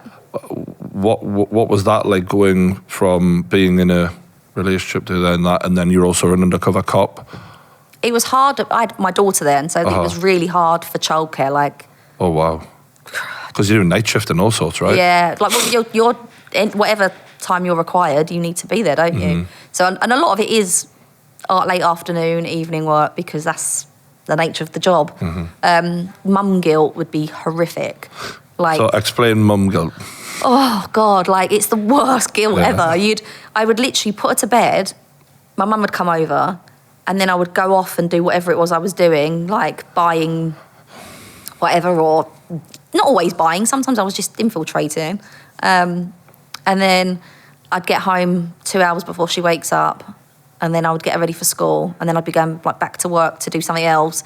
So I was literally living on, like, I wasn't eating, and I wasn't sleeping much. And anyone who knows me knows I like a lot of sleep. And I would miss school things, like, all the time. Every school thing I would miss. And then I'd feel really bad. And I'd say to the teachers, oh, I'm not going to be able to make parents' evening. But at the same time, I needed to work because I needed the money, because I'd left the family home with Amelia. So I had to go and find another house. You sort of split yourself as two different people. Yeah. Was there moments where that mum guilt would override? So let's say you're in the van, you're on the way to a job, and then would you have these moments, like, of worrying about, am I there enough? I'm missing her. I want to be there for her. I'm missing this. I'm missing that. Or were you able to just switch off and be quite just completely this different person? Yeah, the latter. I would just not even think. Wow. And I do that quite a lot with, not so much now because I overthink quite a lot. So then I'll think about things from then and, like, start thinking about it now, and then Ben will be like, what? And I'll be like, yeah, but maybe I should have done it. He's like, that's mental. I've heard fighters say things like this before. I interview a lot of fighters, and they're about to go into a cage and beat the crap out of another man, or he beats them up. And they, like, there was one guy who gave a famous speech where he was like, I've got a kid on the way, I've got this happening, I've got that happening. Yeah. I don't give a shit. All I want to do is get in there and do the... Yeah. Like, you have to get yourself into that frame of mind. Yeah. You know, think about the job in hand. Absolutely, because when it's life and death, you can't, I assume, you can't put yourself in a position where there's vulnerability, there's any weakness, because if you're doing that, you're not then going to perform. No. Yeah, I'm very I was very like that, where I would just completely forget about it. And then when I like kind of left, or when I did have time off, I massively overcompensated, like to a whole new level. Oh, did you struggle to say no to your kids and stuff like that? Were you soft? I'm not. No, I'm not. I'm the strict one. Oh, no. Yeah. I'm the strict one, but they don't go without anything. In terms of when you're dealing with these pedos and you're trying to bring them down, I think you mentioned something somewhere when I'm reading up on you about people you never thought it would happen with. Was there a cop? Am I right in thinking there was a cop who had something on his computer or whatever? Yes, I did actually. Someone told me this recently. It's not. I don't believe it's in the press, but Okay. somebody that I knew personally, who I thought was a great copper, Really? brilliant copper, is now in prison for indecent imagery. You can barely say that. You can barely believe that. I genuinely can't. I would never. And when my family, it was my dad who told me. He said, "You aren't going to believe what happened," and he told me because my dad knew him as well, and said, "You're not going to believe what's happened." And told me that, and I was just like, Yeah. What? I had a similar moment actually. Well, not quite the same, but there was a guy who, you know, like you have your main circle of friends, and then you have the one who you see him like once every 6 months, and he'll just appear in a bar, and you'll be like, "Oh, you're all right, mate." And he was a guy who used to work with a friend in my circle, and I kind of knew him but didn't know him well. We knew that when he went to Amsterdam with my mate, that he came back with like granny porn DVDs, and we were all rinsing him for it, like you fucking weirdo. But like it was a talking point of fun. We used to just rip him off for it, and yeah, my mate sent me a link the other day. Been found with indecent images of children, or thousands of them on his computer. And when you've encountered someone like that, and to me, I knew it was weird, but like obviously, it is a moment where I think people don't realize how traumatic it is for. Like, I know this guy. I think he was adopted. Like, the parents, the people around that who were impacted by, because the families often get sort of spoken about as if they were in on it. Yeah. You know, like, and that's kind of, I feel sorry for those kind of people as well who are inadvertently affected by these creeps. Yeah. Because they sometimes commit suicide as well, because it just brings down a whole family. Well, everyone says, well, how can you not know? But you don't know. Yeah. Sometimes you do know. And you, like you said, you think, oh, they're a bit weird. Bit of a weirdo, or like the granny porn or whatever. Did he buy that seriously? Like, as in, like a serious... Look, we used to laugh about it because, like... He was like... No, because one of the two lads who went away, we knew that we were, like, they weren't Amsterdam. So, like, we knew that they were dodgy, right? They were, like, there to have a look in the windows and whatever. And one of my mates came home with MILF porn, and we were laughing about that. But then he was like, "You think I'm bad?" He's into GILF porn. And that was just, like, a funny moment when you're having a pint with the lads. Completely left my mind, never thought about it again until my mate, I haven't seen this guy in like 15 years since I was a young'un, you know. But yeah, it was like a really mind-blowing moment. And again, people think they'd know, and they don't know. And that's the thing I think is the most entertaining thing about this for me in a fascinating way, because I remember talking to a webcam girl once who was a friend of mine. I mean, it was a friend before she became a webcam girl, and I was like, fuck me, you got some balls doing that. Yeah. But she was kind of, what's the word? Like, she would tell me, like, you'd actually be surprised at what I'm getting asked for. And I'd be like, what do you mean? And she'd be like, some of them ask me for like school pictures of me, like from when I was younger, or they'll ask me to dress up a certain way or whatever. And she said, it's just made me realize how many people out there are actually into this on a scale that you guys would never think of. And, you know, it does make you wonder what the percentages are and stuff like that. Yes, I think, I agree. I think that you hit, especially like with the webcam stuff, and I watch all them documentaries and stuff. I love it. Ben like thinks I'm a weirdo because I'm like, I like all this stuff. I want to know what's going on out there, because if I know about it, I can protect my kids. Exactly. And if I don't know about it, we filmed a show a few years ago called I can't remember what it's called now. Celeb Trolls Were Coming For You, or something like that. It was something really, really bad line. But it was literally, we found the trolls that were hunting celebrities, that were causing celebrities horrible stuff. Yeah. And there was one, I can't remember the celebrity's name. That's really bad. But she was on X Factor. Okay. And, I can't remember her name. Really nice, very kooky. really nice, but the DMs she was getting from this guy were horrific. He was sending her pictures of grassy areas, like in the middle of nowhere, saying, we can imagine what he was saying he was going to do to her on this grass. And then he was sending her other images of like people with injuries and was saying, I'm going to do this to you. And it was so bizarre. She'd reported it to the police. Obviously, nothing had happened. So we found him. It was actually really good, actually. It was a really good one because we couldn't find him at first. But as you've probably realised, I don't like to lose against the bad guy. And Ben had found a picture on his social media of this area. So Ben did some imagery intelligence and we worked out a rough area. It was a new build, so there was no like mapping. There was no, databases where we could find his address with his name. We had his name, but we couldn't find where he lived. We knew everything else about him, where his mum lived, where his sisters lived. We knew he had this girlfriend, but we couldn't find where she lived either. Wow. So we knew it was a rough area, where a decent geographical area, but it was too big. You couldn't just walk around aimlessly. And then we was following all their social media sites, and the girlfriend posted a thing for sale on a buy and sell group on Facebook. So we had to speak to legal sharp and say, can I buy this piece of kit? And they were like, oh, this is a bit much. And I said, but if I buy it, I can pick it up. And they were like, oh. And the TV people are like clapping and all excited, like, yeah, this is going to be amazing. This is so great TV.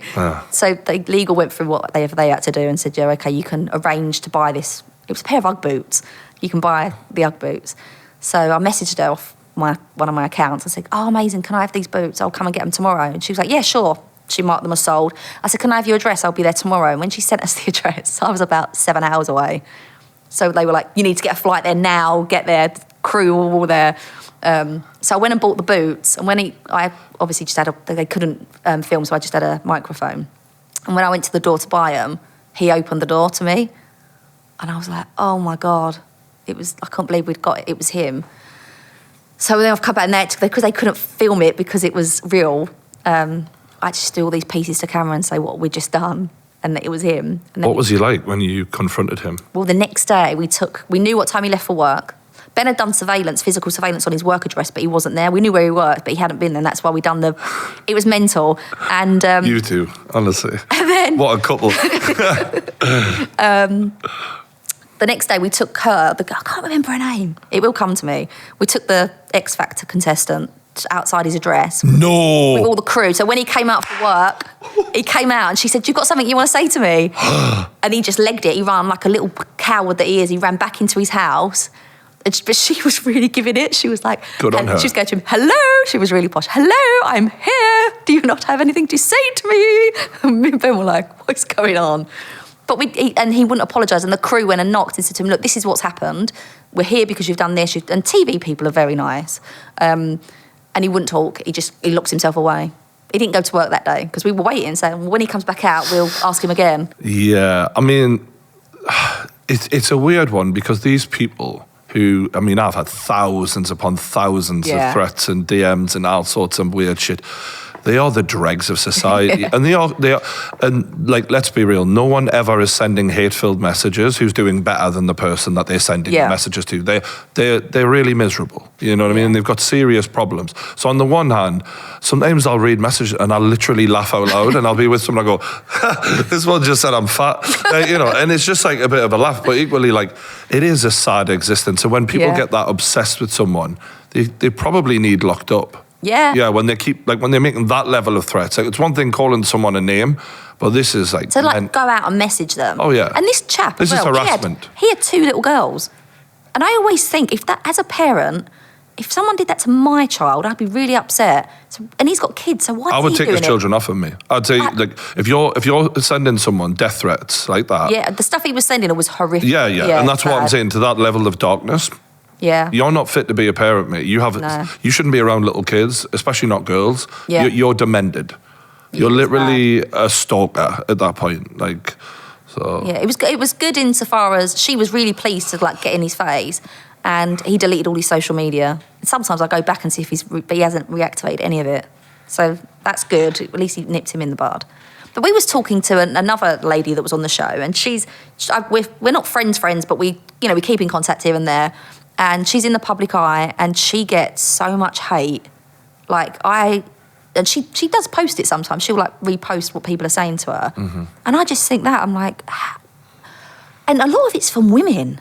And I'm like, Really? why are you saying that to her? I don't get that. Like, this whole women should build each other up and stuff. I bet this is the same women that are sending it. Like, why are people so hateful? Like, just be nice. If you've got nothing nice to say, just don't bother saying anything. Well, one of my favourite. I had this guy who I just. There's times where I'm like, I take a real shine to some of the insults I get. I'm like, hey, that made me laugh, you know. But there was one guy who literally sent me a really horrible, nasty message, and I remember looking at his profile picture.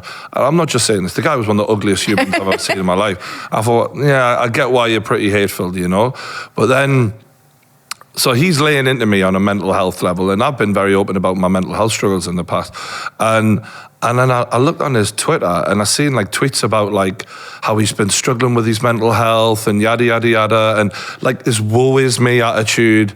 And it's funny how like they're able to separate what they're doing with them still being the victim, you know. And if there's one thing I've learned from my time in this business the last 10 years is how people will do the shittiest things to people. Yeah. But then, because no one wants to be the bad guy in the life story, they'll reframe it. They'll reposition it in their head of, well, I only did that because of he's this and he's that. And, you know, like, they give themselves the excuses and the outs, like a serial killer would. You know, when you see those serial killers on the stand, they've always got, oh, well, he attacked me first. And, you know, 6 people. Like, you know, who do you think the worst person you came into contact with throughout all of this, where you were like, you might be the worst piece of shit I've ever met in my life? The schoolgirl scenario where he got me, he was pretty horrific because his attacks were getting worse, and there's not a single doubt in my mind he would have done what he done to me to an actual child. I have no doubt about that. I mean, he thought you were a child, I guess. Yeah. Was there ever a time that you accidentally bumped into someone who you'd seen, so like you're now out of being undercover, but then you see someone who knows you to be someone else, and you catch them in regular day? That has happened once, where I was in Westfield at Stratford, and it wasn't my job. It was a job where I'd been on the arm of someone, and I was walking. I had the kids with me, and I was walking through Stratford, and he like looked at me, and I like looked at him, and I was like, "Oh, hello," and just carried on as if it was me from the job. But it was fine because he just assumed I had kids, and the kids had no idea. Oh, like they just thought I'd said hello to someone. That must have freaked you out, though. But I was then you're with the kids, right? Yeah, and then that was towards the end of my career as well. So that's probably when I started thinking, what am I doing here? Like, this is a bit stupid, actually. Like, I've got kids. And now I'm a single parent, and now I've got 2 kids. If something happens to me, who's having these kids? They'd be split. And I know I get quite embarrassed even saying it, but it's my life. And my kids do have 2 separate dads. And if I split, if I died, they would be split. I don't want them to be split. They've grown up together. They don't know any life without each other. But who would have them? And I couldn't have my parents have them because they're older now. They don't want kids like their grandparents. They don't want kids to look after. Was that what made you want to get out of the business? One of the reasons, I just started thinking about it more. It sounds ridiculous, but I just grew up. And I started realising rather than not thinking about it, I started thinking about it. And before I didn't, I just was told. I was in a disciplined service as well, so if I was told to be somewhere at a certain time, I would be there I'd be there and I'd do it and I would do the job. I wouldn't say no because I'm being told that's my job. Like, you're going to be deployed, what do you think? I'm not going to go, oh no, actually, I don't want to do it. A lot of people do say they don't want to do them because they're not nice, are they? Did you ever, in all of these drug deals and all of that, ever have men who tried to force themselves on you, anything like that? Yeah, my first ever job. That was the point I should have given my card back and said, I'm not doing this anymore. Wow, my first ever covert op, He, but that, I mean, I didn't know any different at that point, so I didn't really know how they were supposed to work. And I was deployed in Tottenham, and I was told just to establish a supply of Class A. All I knew was that I wanted to buy something. I didn't even know what I wanted to buy, but I was dressed like a smackhead, for a better term. And I went in the bookies, just sat there for ages looking around thinking, this is awful. It was disgusting. And there was a toilet, and I thought, I'm not using that, because that was like, ooh. And I got chatting to this guy, and I said, you couldn't help me, could you? My normal guy's not here, and I ain't got any more numbers. And he went, oh, I'll take you, girl. Come with me. And he went, come on. And I was like, oh, all right. But I don't know where I'm going. I'm like, oh, yeah, all right then. So he said, we'll get the bus. And I'm thinking, oh, I can't get the bus because they think I'm in this particular area and I don't know where I'm going. I said, no, I don't like the bus. Like, can we not walk? And he went, oh, come on then, we'll walk.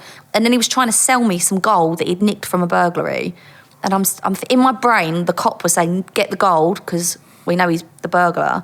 But in my covert life going, no, because then you're not going to have enough money, because he won't leave me to buy it. You might not then have enough money to buy the drugs. So I didn't know what, and I was like, no, I don't want any of that. Maybe tomorrow. And I'm thinking I could get it tomorrow because I'm a police officer. And he took me to this house and he knocked on. Oh, and then he said to me, before we got there, he said, you got to chip me off. And I'm thinking, I don't know what that means. And I'm like, yeah, but I don't know what any of this means. And obviously now I know it means he wants some of the drugs that we're going to buy, he wants to take a bit. Oh, right, okay. But I don't know what any of this means. And then I'm thinking, but if I chip him off, I'm supplying him with Class A. So technically, legally, I would be a drug dealer. So I'm like, oh, I can't do that. So in my brain, I'm just a mess. But I'm assuming, and correct me if I'm wrong, that in the event that you're doing this, the law doesn't apply quite the same way to you, or is it still all the same? Yeah, still the same. I'm not allowed to give him drugs. Wow, okay. Yeah, like he'd go, well, she give me it, and I'd be like, well, yeah, but no. And I don't think I'd get away with it. Wow. So, he took me to this address, he's knocked on, this guy's come out, and he's told him what we want. I don't even know what we want, but he's told him what we want. And then the guy goes back in, the dealer goes back in, and he goes to the window, and then another guy, there's the dealer from the door and another chap now at the window with their neck cut and looking me up and down. Like, and I thought, oh, they're just checking me out to make sure I'm good. I don't know what I was thinking. Whatever. Just give me the drugs because I need to go. And so the dealer's come back out. He's give it to my mate from the betting shop, and he's chipped himself off and give me the rest. I've given him the money, and then he's give the money to the dealer. Me and my mate from the bookies have said our goodbyes. And if I'd known now, then what I know now, I would have kicked off because he chipped off too much. But I didn't care at the time. I was like, yeah, like just whatever, I just want stuff. But now I'd have been like, give us that back. You're taking like this, like, you're not having that much. So me and him have said goodbye.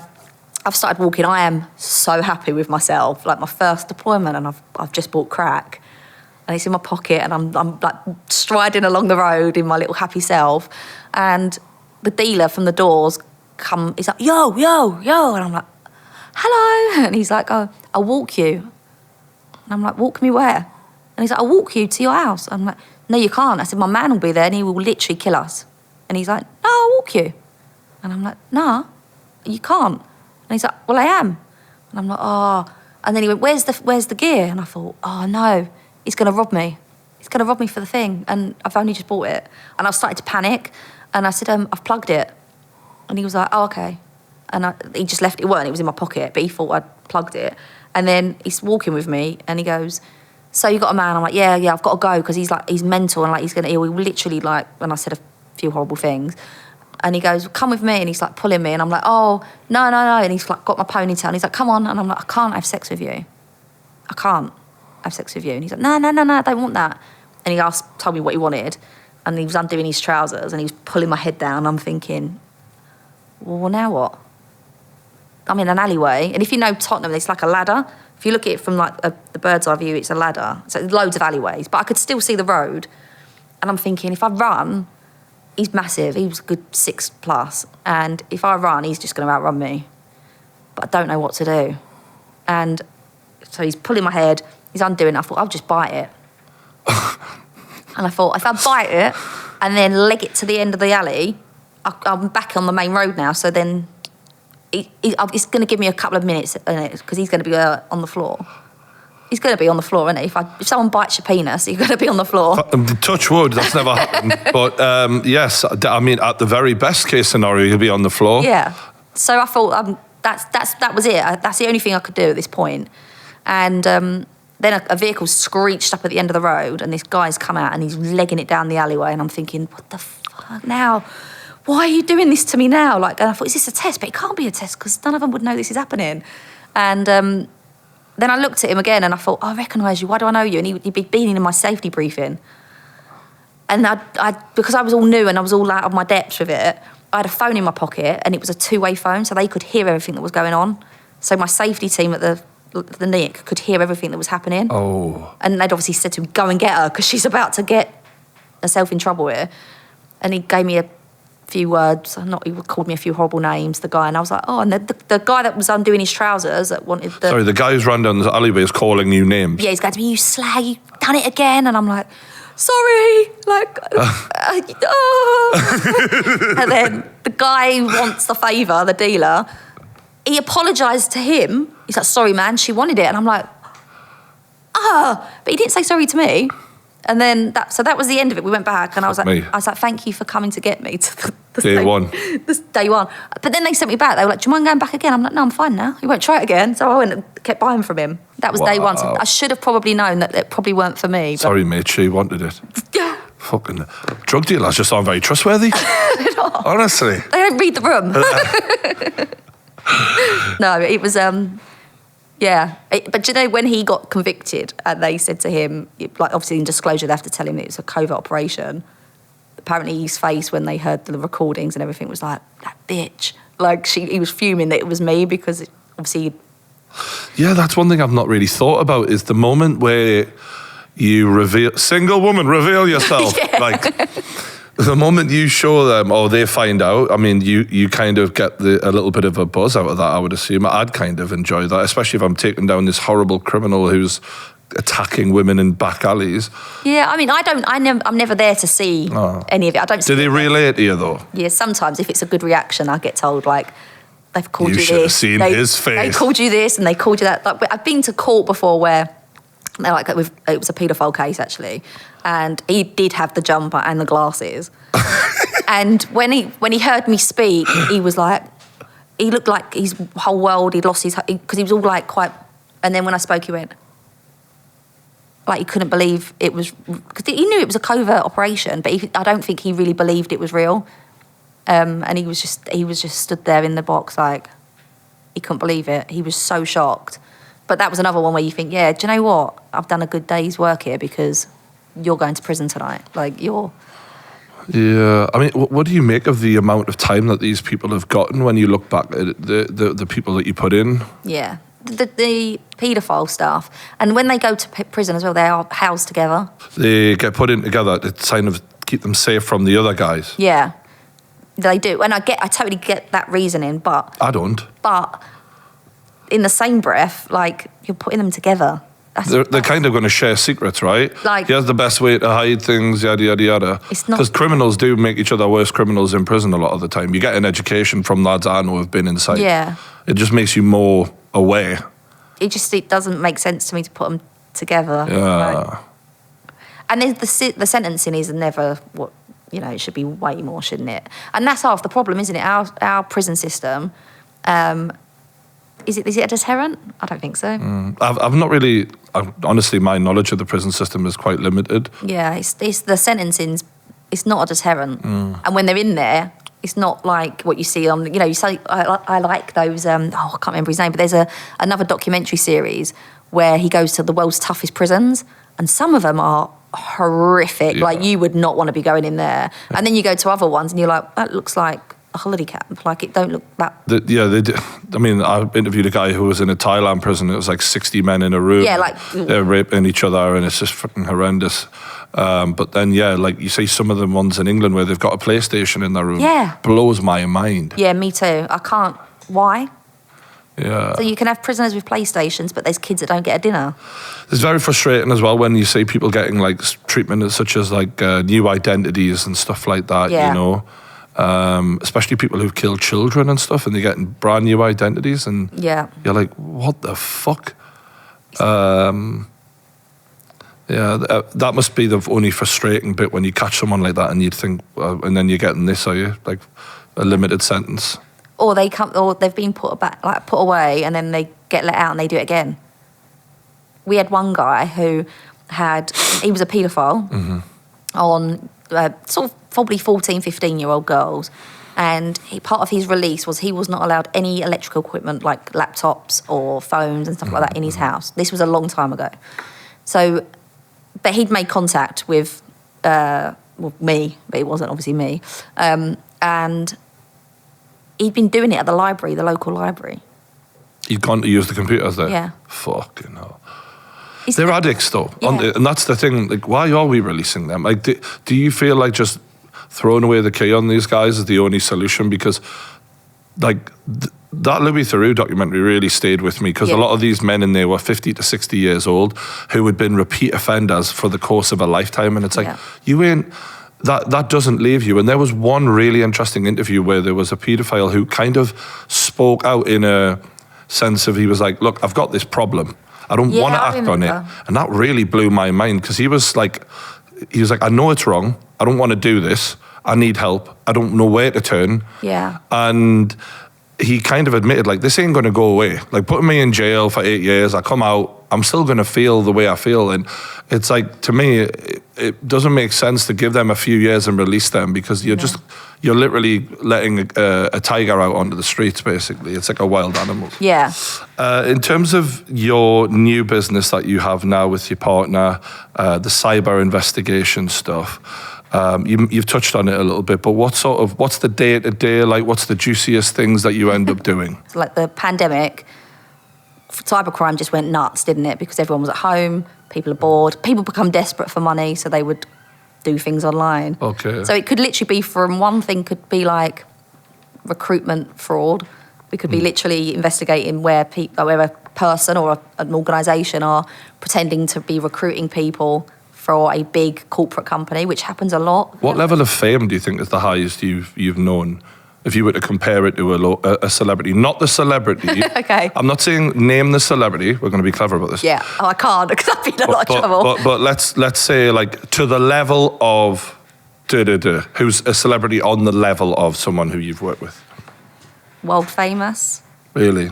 Yeah. We're talking what, Adele, Beyonce type stuff. Yeah. Yeah. Not them though. I can categorically. But on that level. Yeah. Yeah. And what kind of things do you do for the famous people generally? Again, it depends. For that particular person, it was just to see what was out there about some of their interests. Mainly, like, what, their sexual appetite? No. It was a relatively clean one. Really? Yeah. Bit boring. Yeah. Do you know what? It actually was. Bit of an anticlimax. Yeah. It actually was. When it came through the job, we were like, oh, mate, oh my God. And then the work was like, oh, okay. Other ones can be like, so there was one particular one where we had an athlete who had been away pre-season. I say athlete, he's obviously a footballer. He'd been away before pre-season, and he hadn't actually done anything wrong. And I quite liked him. I believed him. But a girl had said, I'm going to release this. And he's like, but I don't know how she'd have it, because he said, I swear to you, I haven't done that. I did talk to this girl. I know who she is. I did talk to her. I did buy some drinks. But he said, and I said to him, look, you need to tell me everything. If you don't tell me everything, I can't help you. And he said, I'll tell you. He said, and he told me loads of other stuff, nothing to do with the case we was in there. He's like, I wouldn't tell you that and not tell you this. I've got Yeah, so he's giving you stuff that doesn't look great about him. No. So he's not trying to be an angel. No, he was like, he said, but she's saying this, and she was sending pictures, and he was like, but like it looks. He's like, I'm just sitting talking to her, but it looks bad. But she's saying that then after that, and if you was his partner, you would look at that and go, what? That's not okay, that. Yeah, because if you've got, like, the beginning of a story and then she climbs the ladder to here, but she's got some evidence that you knew her, immediately it's more believable than if she's never met you, obviously. And Ben and I met him and we liked him, and I did believe him. He said, but I need to. She's saying it's coming from her, and then there's a friend who's going in. He said, but I don't know who this friend is.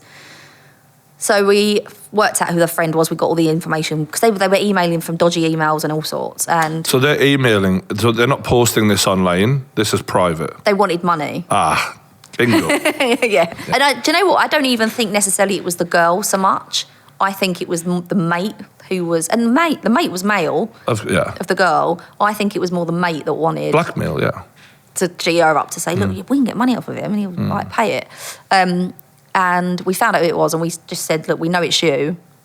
We're asking you to leave it, because they are going to get their lawyers involved, and we know it's you. We've proven it's you through our methods.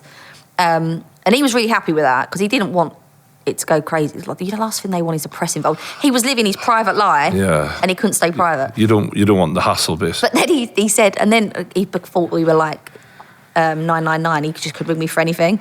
And then he was like, he rang me once and he said, things happened. I was like, what now? He's like, got in a bit of trouble. I was like, what have you done? He was like, I've had a bit of a fight. I was like, I can't help you with a fight. And he was like, but you've got police friends. Can you not just ring them and say, well, like, you like me, don't you? Like, I'm a nice guy. I'm like, Wow. you are a nice guy, but I don't have that much weight. Footballers are naive, though, aren't they? They don't really grow up very quickly. I really liked him, Yeah. but yeah, he said some funny things. Like he was trying to say something, and he went, instead of saying I've got an inkling who it is, he said I've got an incline of who it is. Yeah. But Ben went, pfft, and like I had to kick Ben under the table and say, like, shut up. Yeah. And this is a Premier League footballer on big money as well. A lot of money. Yeah. But really, but do you know when they're just genuine? I've got an incline who it might be, you know. Yeah, you probably have. I can confirm he did not play for Spurs. Yeah. So we deal with things like that, like they're little tiny jobs. But then we deal with other things like we will look on like digital vulnerability. So we will look at how vulnerable is someone online. Oh, wow. So people are very vulnerable. So we might be looking after people in the public eye, or it could be C-suite. You know, for big companies, we could look at the CEO and. Did you guys follow the Mason Greenwood story? Yes.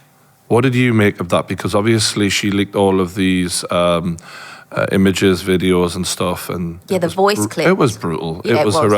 For people to hear a Premier League footballer speak in such a way to a young woman like that, who was in a relationship with, it was mind-blowing. Yeah, I did what Ben actually didn't. He was like, I don't want to listen to that. Really? Yeah. But I just think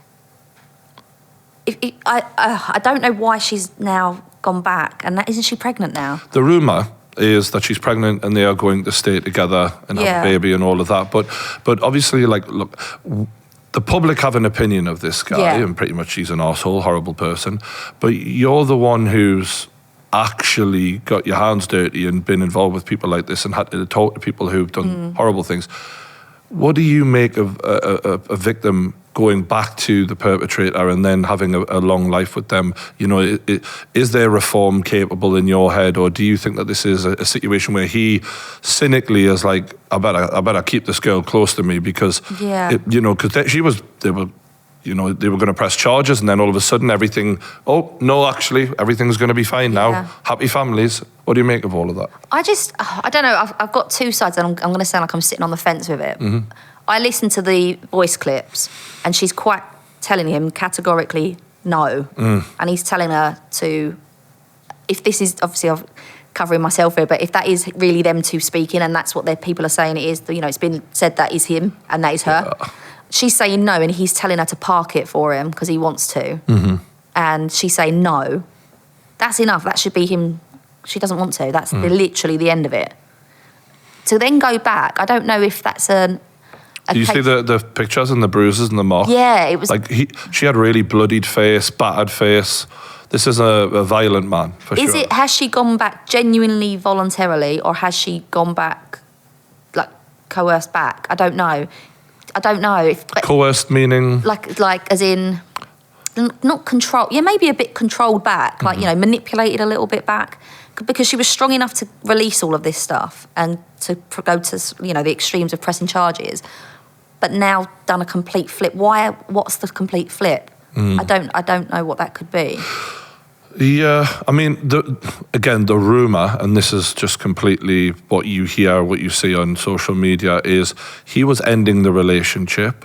She then decides, okay, well, now it's not in my interests. I'm going to have my day and show what you're really like.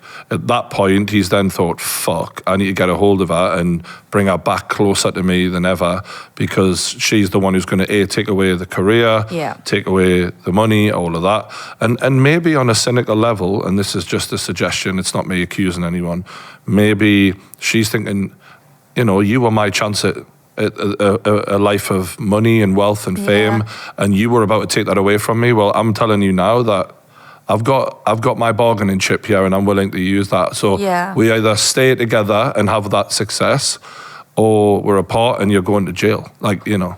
And unfortunately, a lot of people don't like to say that out loud, you know. But the reality is like, when you're the guy who has the money and I am certainly nothing like Mason Greenwood, but I have experienced the way people can behave when you reject them. Yeah. And they feel like they're losing their meal ticket. And my God, they say, fear the wrath of a woman scorned. Fuck me. You know what I mean? So, look, if he was, he clearly was a piece of shit in my opinion. And he's backed himself into they both have backed themselves into a situation which looks really miserable from the outside, like. Yeah, it's not, who wants to live in a life like that? Like, if he's, and what, in my... You're both needing each other for the worst reasons. Yeah, it's horrible, isn't it? I would be thinking, if I was in that position, what's going to stop him from doing that again? Like, if you don't want to, you don't want to, that's it. And then to bring a baby into it. The power dynamic must be an absolute shambles there, because on the one hand, he needs her for his freedom and she needs him for the paycheck. Have they taken him back to the club now? That unfortunately, Manchester United are now, like, when they start like leaking things into the press, and they're just sort of baby stepping it in just to see, okay, are they going to do this or not? You know what I mean? But what they haven't done is tore his contract up. Right. So the one thing we know is they're considering giving him a platform again, which is, That's crazy, isn't it? Because especially when you think about, so he's done that. How many fans are there of Man United across the world? Millions. So the police have a number of very bad apples. I want to call them more, but I won't. And the whole country goes, the police are this, the police, as a whole, the police. And it's not the whole. Yet you've got millions of followers of Man United that still support Man United, still go to all the games, still watch them on telly, still buy all the shirts, all the memorabilia. But you've got a rapist, alleged rapist on the team. No one's turning their back there, are they, on the whole club? Well, I thought that we would see a huge outcry, and we kind of did. But time is an interesting thing, And they did a vote on a really popular Manchester United fan group on Twitter the other day, and the sample was 170,000 votes. Yeah. So I was like, okay, we're going to say 99%. We never want to see him play for Man United again. Yeah. It was 47% versus 53, and that blew my mind to hear all those recordings, see all that footage. To see the marks left on her and the clear abuse she went through, for that amount of people to say, yeah, bring her back. And the reality is if that was a bad footballer, a terrible footballer, who'd never ever done anything wrong, but was just a crap player, it would be 99% get him out. Yeah, for sure. But because he has talent, and he does have amazing talent, that's where the forgiveness comes in, and it's mind-blowing. To me, like, do you know what? And I'm kind of put myself down a hole with this, and now I'm trying to do my whole level-headed thinking. Like the bits that were leaked, obviously, when we have seen this in our work, where there'll be bits put in the press, but you won't see either side of it. Now, she's obviously the bits that have been leaked, she's quite seriously saying no. It's quite obvious, no. And he's saying to her in not very nice terms, no, you are. I want it. It's quite obvious what the conversation is. And then she's posted the pictures of the injuries. And I'm not saying I don't believe her, because I do believe her. But just playing devil's advocate, what happened either side of that? So what was the bit before the recording? What was the bit after? I've heard things, because obviously in my position, like, people message you stuff. Oh, I know the family, I know this, that, and the other. And I take everything with a grain of salt, to say the least. But the talk is it was a very toxic relationship.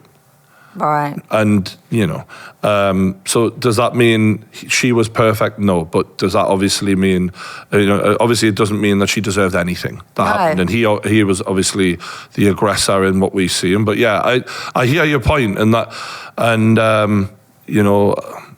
it's just such a cynical thing to experience. But look, we're gonna go to my final question, because I thoroughly enjoyed today, and I want to know this one from you, which is, how would you like to be remembered? I don't know. I think that the life that I live now is something I never would have dreamed someone from where I'm from could live.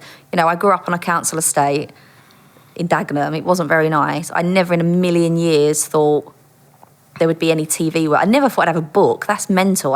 When I see it, I laugh, because I'm like, I can't believe anyone's even reading that. I never thought I would live in Spain. You just don't, do you? As a kid, I thought I would be the workhorse. Even in the police, I thought I would do my 30 years, and I never thought that I would have the life I have now. I never thought I'd have kids, and I've got two.